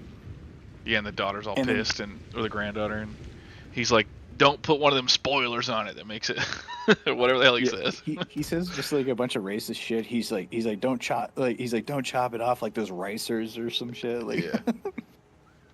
yeah, that's a great fucking movie. But so he directed like 3 movies before Unforgiven. It was like Outlaw Josie Wells, which is like really good, but it's a bit of a mixed bag because it's like you're looking at a Confederate soldier being the hero, so kind of like mixed messages. There's one where he's like a ghost. That one's kind of like, it's almost like a fever dream. Wouldn't recommend. Fuck, there's one I haven't seen. I forget what the fucking name of it is. But Unforgiven is fucking amazing. It's the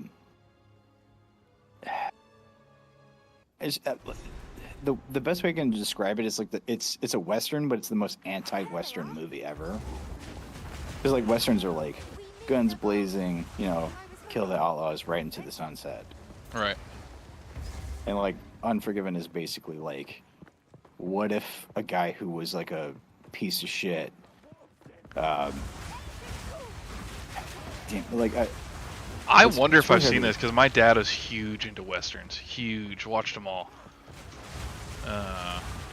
Dude, same. I'm not even gonna lie. So, my dad was like super big into John Wayne movies. Yeah, so was my dad. Like, I literally have a John Wayne behind me, like a hang on the wall. That was my dad's that I got when he passed away. No shit. I'm dead ass. It's like a poster, or No, it's more intricate than that. It's made of wood, and I don't know if they like put a picture on this and like coated it in a clear epoxy, but there's like a picture of John Wayne on this like wooden plaque. That's what it looks like. I'm touching it right now. It looks like there's like an epoxy coating with like John Wayne on it. that's fucking sick, dude. I'm just gonna take a picture of it so you can see it. I'll send it to you in Discord. Much appreciated. But yeah, no, like I've seen like every John Wayne movie, like El Dorado, Hellfighters, the stupid one where he's a fucking fighter pilot, the one where he's Genghis Khan, which is hilarious. But there's a John Wayne movie. Hang on, look at this fucking picture real quick. Damn, dude, that's fucking sick.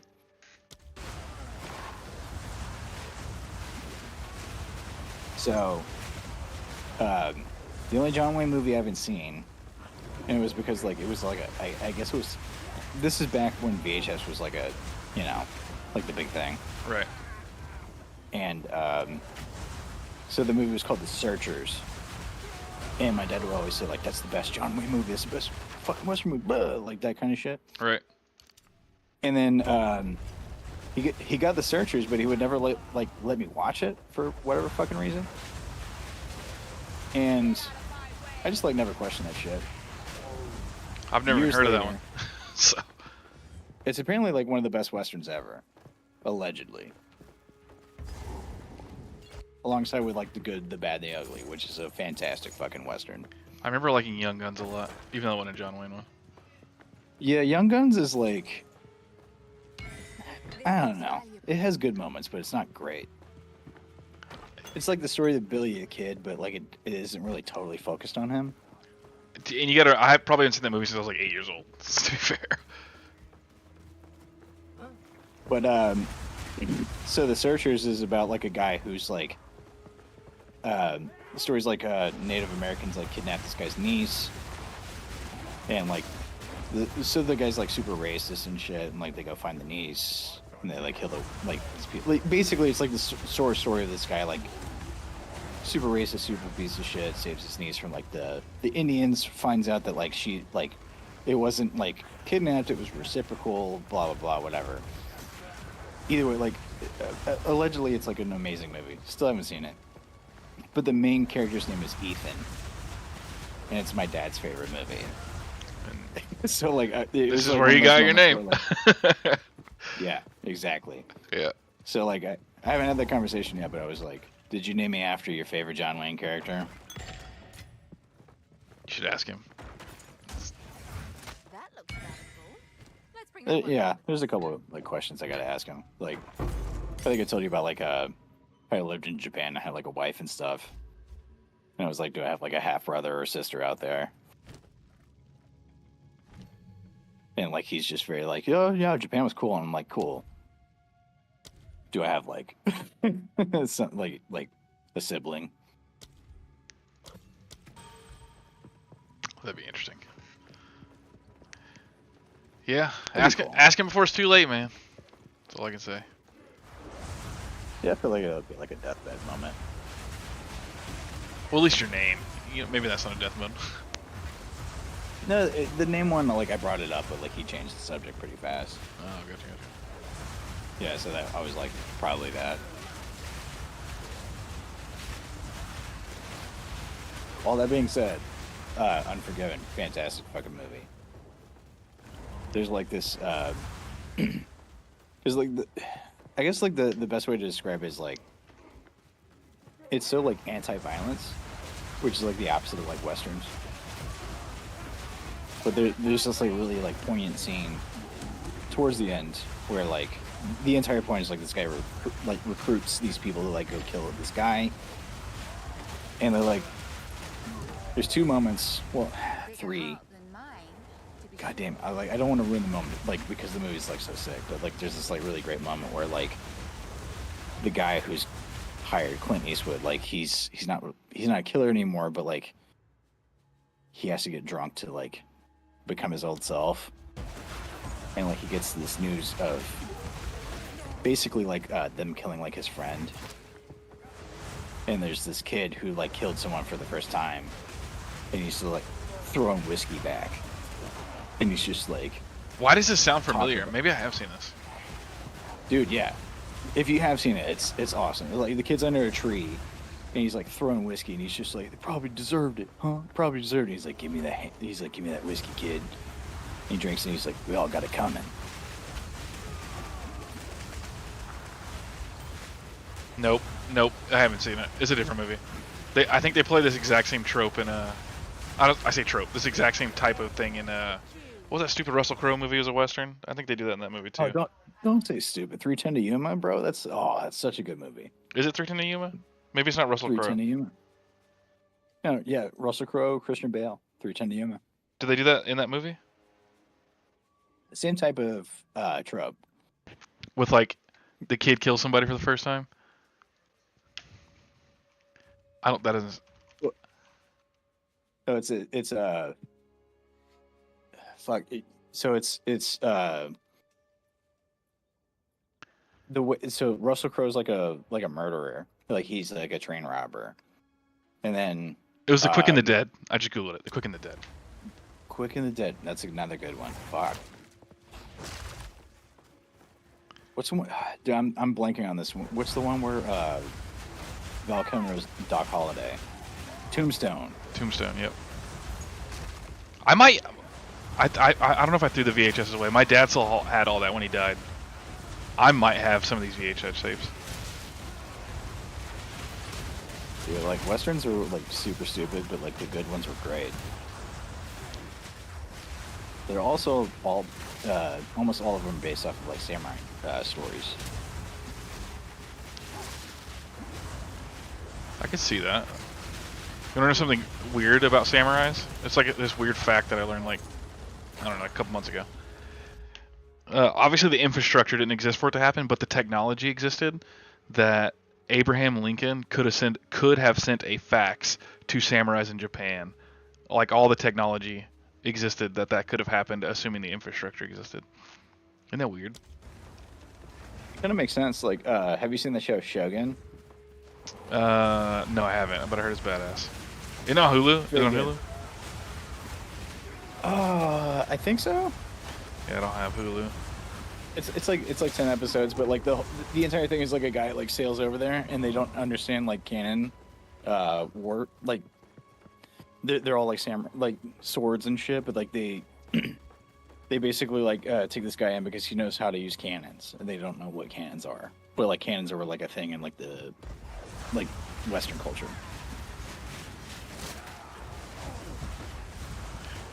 That's weird that, because didn't like gunpowder come from the East? You know, my history on that is pretty limited. Hang on, give me 2 seconds. I gotta take a rockin' piss. Right on.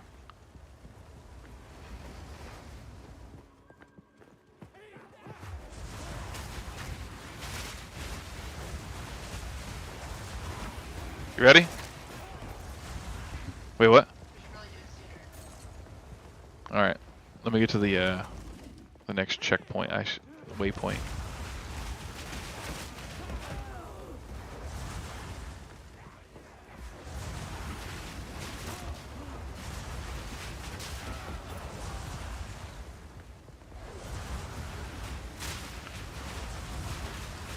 I just realized Chris was gone. I didn't even know he left.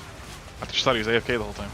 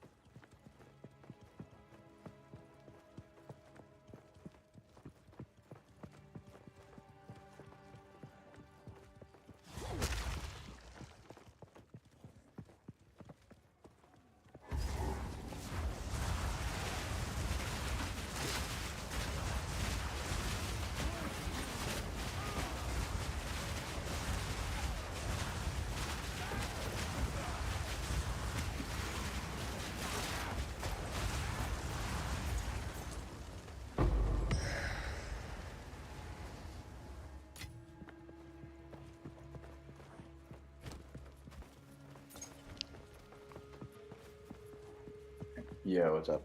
Yo. Did someone just join and then like bounce out? No. My wife was asking about going to watch Dan to Dan. I told her once I get to the next like checkpoint where I can return back to it, we'd go watch it. Oh yeah. Well, if you need a dip, dude, I'm gonna smoke like one more stogie and probably like go sleep because I have to actually work tomorrow. I got like 10 more minutes before I gotta go. I'm trying to get to the next checkpoint. I don't want to redo this whole section. It's hella long. I didn't know. I just told you. What do you mean? Oh, well, you can go set it up.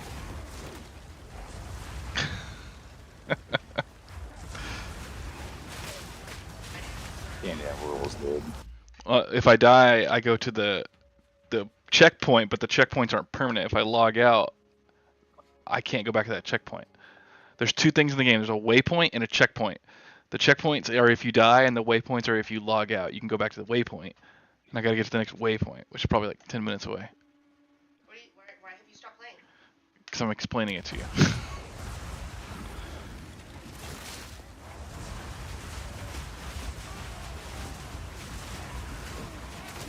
I got in trouble. That's fun. I got in trouble for not playing. She's like, "Why aren't you playing?"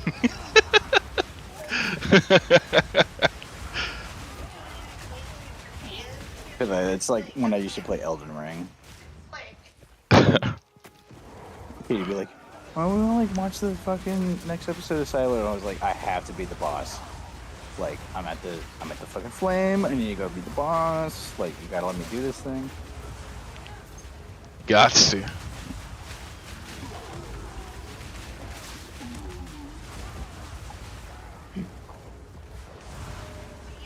You gotta play the next Elden Ring or the next Witcher. Hold on. I need to go play The Witcher 3. I played it for like 10 hours, and I never beat it, and I feel like it's something I need to beat. Oh, I remember what happened. I actually remember what happened. I started playing The Witcher 3, and I was like, this is sick. And then I was like, I'm gonna go back and play all of them, so I know the story. I started playing The Witcher 1, and I was like, this is impossible. This game is trash. So now I was like, I'll just skip this one. I'll play The Witcher 2. And then I was in this forest for like 15 hours. It's like the beginning of the game. I felt like I was there forever. And I just got burned out, and then I never went back. That's what happened. Yeah, I feel that. Like, with like the Nier games, I played Nier Automata. Like, blasted through like the main story. Whenever you beat it, it goes like, play it again, it'll be more fun. And I'm just like, no.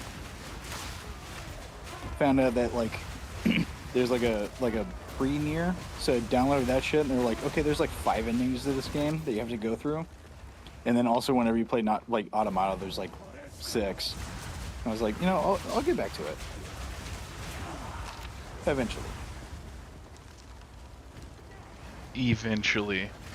What did this happen to me in with multiple ending games? Also, like Witcher 3, I played it. I think same deal. I did it for like 15 hours or some shit.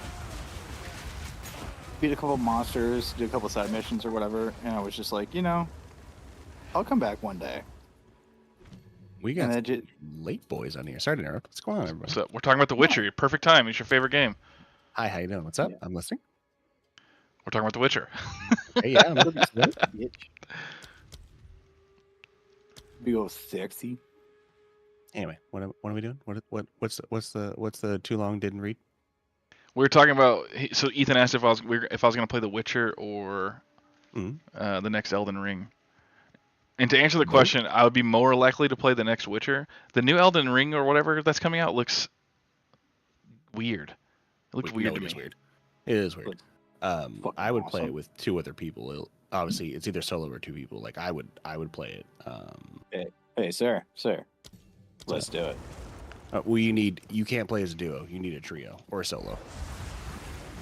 I mean, if that's the case, I might play. But it's 1 or 3. Yeah, no, that's what people are like. Wait, why?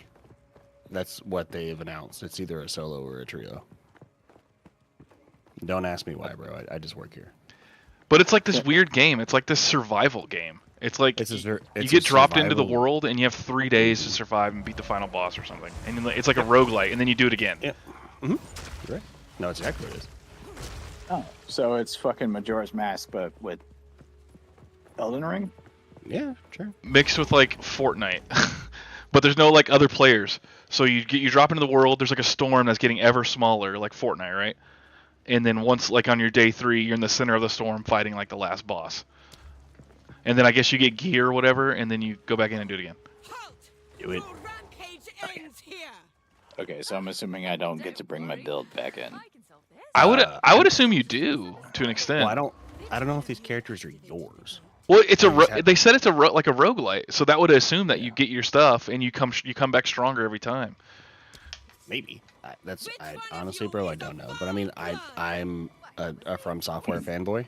I am the Elden Lord in this Discord. So you know, I will play it. Ethan, beat that game. Well, see, before Ethan, I was the Elden Lord. Okay, thank you. We can share the title. What was your original ending? Original ending? Sea of Stars. Yeah. Yeah. Whatever. The Ronnie ones. Yeah. I've been. Sorry, not to derail it. I've been watching some serious lore content because I love Elden Ring lore and like the craziness people go into. I want to play it again and do Gold Mask's ending. The Gold Mask's ending is like kind of sad though. Is it though? Isn't the whole thing is like the more you get into it, the less he believes into it. No, he doesn't. He believes it wholeheartedly. He's willing to challenge the ideals. It's what's his face? The guy who follows him around, the faith dude, priest Corn something, like the guy you meet in the Elden and the Round Table Hold. Right. He goes nuts. Gideon. Yeah, Gideon goes nuts. Okay. But no, Goldmask is like, this is what it is. This is a lie. But I still believe in what the Golden Order stands for. Okay, I thought this might be my mistake, but I thought the lore was Golden Mask believes in the Golden Order, and then whenever, like, the more you get close to achieving it, the less he believes to it. Well, at least the lore video that I watched didn't seem that way. Let's put it that way. How did even people put the lore together? I felt like the lore was so abstract, like you couldn't even really like. Because people are nuts. That's the easiest way to say it is people are fucking insane. I'm gonna be honest, like, I beat the entire game not knowing what the fucking story was. Well, yeah, there's not much story that they tell. You gotta like discover it and read everything. You've gotta find it. There's a tremendous amount of story that you have to find it. And if you don't find it, then it's very like, this game fucking sucks. But if you like try to find it, then it's like, this game is fucking insane.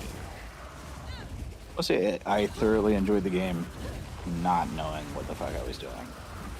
I enjoyed it slightly knowing. Why did that kill me? And then I've watched more lore videos, and I'm like, I want to play it again. Because I did Ronnie's ending. I did Fia's ending. I really liked Fia's ending. And then I want to do Gold Mask ending. The only ending I don't want to do and probably will never do, even though it doesn't really matter, is the Frenzy Flame ending. Oh, I was gonna say Dung Eaters seems to be like the worst one. Well, at least Dung Eater, everyone is equal, and you can have death. With a Frenzy Flame ending, the world no longer exists. Period. Everything's burnt away. Yeah, that's the one where you go into like the sewers and you get the three finger, right? Yes. Yep. Yeah. I will say I never went into the sewers. I completely missed the sewers, and someone's like, "Yeah, here's a walk through the sewers." I was like, "What the fuck are the sewers?" Isn't it like a secret zone? They gotta kind of like break a wall to get into. You gotta find it. Yeah. There's like the sewers, and then you have to break a wall. You have to unlock something, and then it's like the sewers. It's the sewers, and there's like the one with the twin gargoyles. The one in like it's, god damn it, I'm sorry. Are you sure the gargoyles aren't the thing where you're talking about for like Nox? Yeah, like Noxtella, but like there's like the way out, but like if you go deeper into like the depths, you fight the twin gargoyles. Like I never did that shit. I did the twin gargoyles, but I think Jacob's talking about a different thing. He's talking about the Golden City, and then you break in the sewers, and you find an avatar of Margit and Moog. I think that's what Jacob's talking about, but I could be wrong. But if you go into the Golden City, Margit just attacks you anyway. Yeah, but if you go into this, yeah, I think you're right. But like in the sewers, it's like it's an avatar of him, not actually him. You don't fight him until like way later, until the trees burn down. Yeah, you fight Moog in the sewers, and it's like a pussier version of him. And then whenever you go to like the blood version of him, that's like his ultimate version. Yeah. Strength build fucks him up. I did not realize. I was like, why am I dying so much? And then it fucking just like I just got clapped. And I was like, oh, I need to go get the thing that basically nullifies the blood. What was the hardest boss for you? Margit. For me, I hated Estelle, the Void Children, the Void dude. Yeah, at the depths of the Lake of Rot or whatever. Yes. Yep. Basically, I wasn't enough, and then I had to like grind it out, and I got lucky. But that's all. And then like after that, everything was relatively easy because I did I did a strength faith build, and basically as soon as I got Blasphemous Blade, everything was easy. Just press L2 and get 90% of your health back and like take down their health bar. It was insane. Other than that, in the base Elden Ring game, I don't know if anyone else really gave me a ton of trouble outside of that one. You guys, what do you mean you guys didn't fight Margit like 180 times, like I did? No, I did not. But then again, you were doing hard mode style. You did no summons. You did nothing. You just said, "I'm gonna use a stick and I'm gonna boonga boonga." I'm gonna fucking boonga boonga you. I'm gonna learn this fight. Yep. I'm gonna beat it with skill. Yeah, I mean, shit. I'd use the wolf summons, and then I used Rogier, and like I had no ifs, ands, or buts about it. That's what they gave in the game, and even the creators like, I use every advantage I have. So like, if it's good enough for him, it's good enough for me. There was 2 other bosses on horses that sucked ass too. It was like this Moon Knight dude. He sucked. You hated her. I remember watching you raged out one time. I killed her though. You did. I was like, yeah. And then there's other knight that's guarding this door on like a side of a cliff. Oh, that was just Crucible Knight, I think. I don't think that was an actual boss. Well, he was a bitch. No, Crucible Knights are a bitch if you don't understand what they're talking about. Yeah, they're frustrating. They're so frustrating. They fucking suck ass. And then I guess the 2 bosses I didn't beat, I kind of got hard locked out of them. Rodan, he was really hard, and then the fucking I don't remember the boss's names, but there's this tower, and you gotta like jump off this cliff to this tower, and then you climb up the outside, and then you go inside, and then you climb down the bottom to the bottom of it, and there's a boss at the bottom of that tower. Oh, that's a Godslaying. I know exactly what you're talking about because that's Rodan's tower. Yeah, that guy. Yeah. That's if I downloaded the game right now, that's where my save is. I'm sitting outside that boss. Yeah, no, that's a Godslaying noble, and they're a fucking bitch. I hate them. The Godslaying twins are insane. They suck ass. At Farmazula. Radon is bullshit if you don't have the helpers. Yeah, no, that one's bullshit too. I had trouble with Placiduceus for a little while. The camera really works against you on that one. Yeah, the camera, and then as soon as you see him go in the air the first time, you're like, wait, what? And then he just like poofs and like comes in, and then that's fucking wild. And then I didn't realize his big fucking like atomic nuke thing. I was like, what is this? Why is the sound like not showing up on my thing? Is everything broken? And then just the screen just goes fucking like red, and I'm like, oh, I got it. Okay. Yeah, when he goes laser beams. The laser beams killed me one time too. That shit was bullshit. Yeah, two-headed dragon Placidux or whatever the fuck. Like, I would always get to laser beams and just get eaten up because it was like the pattern of the laser beams always just like fucked with me. Mm-hmm. And I would always accidentally roll into them just because like I just couldn't get used to like the pattern. Yeah, no, I mean that one was horseshit. I mean, you're right. That one sucked a ton of ass. I mean, Melania was always like bullshit too. I guess, well, because Melania has no poise, and that's what Blasphemous Blade basically did. I had me and my Mimic tier just dual Blasphemous Blades, just pressing L2, and she would like instantly get knocked down. And then guess what? Get a hit in, roll away, do it again, done. I did for Melania because I did Greatsword build. So I got Titch. Yeah, no, she's dope. Well, like, because if Titch hits you with like that weird like laser sword fucking move or whatever, it takes like the it takes like, but it doesn't let you regenerate it to like that point. Yep. And that saved me, because like basically like both forms, like she just like nailed it. Like 3 hours of my life of just like fighting that fucking bitch, and then just like got Titch, and then Titch was like, let me just like clip her health bar, and I was like, cool. Let me just do fucking like that Lion's Roar, Tears of Ash, into her face, and just like clip like dope, like a third of her health. So like, let me dodge, do this 3 times, win. Radon was not as forgiving for the DLC. Oh, dude, Radon DLC, Jacob saw me get carried. Like I could not beat him. Is that the one that you summons another player? Yes. Okay. Okay. But it was like the purple dude. His name was Patrick Starr. He had no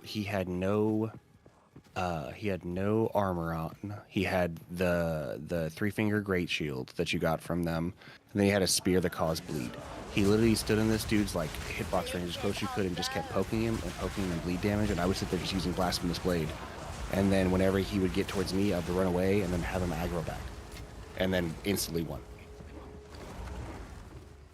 But like, could I beat him on my own? I don't know, because I was getting close and Jacob was watching to like the second phase, and I would run out of health potions, or I would summon people and they would get instantly clapped, and I'm like, well, this fucking sucks ass. What am I supposed to do? Well, if you summon, you make his health harder to chip down. Yes, I think I know it's for the 2 summons, the golden summons. Does that count for player summons as well? I don't totally know. So I soloed Radon. Like, not even like sucking my like dick here, but it basically just came down to like, so before you go to Radon, you can summon like the guy who does the poisons, and Yes. there's like the guy with the scythe. So I would summon both of them. I would like get him down to like second form, let them take like the beach on second form, but then he would just fuck them up, and then I'd have his like busted ass health bar for like form 2, and he would just run through me. And for like weeks, it was like 3 weeks, I was just like, I can't beat this fucking guy. So I ended up just like going in and just eating his fucking moves, and it basically was just like learn how to dodge roll his first phase, and then I just got pure luck on his second phase and just won. Oh, Mesmer also gave me a fuck ton of trouble, but that's because I didn't have enough skidoo fragments. I basically just fucking face banged it, and I got Also, lucky. I hated that fucking boss on the DLC.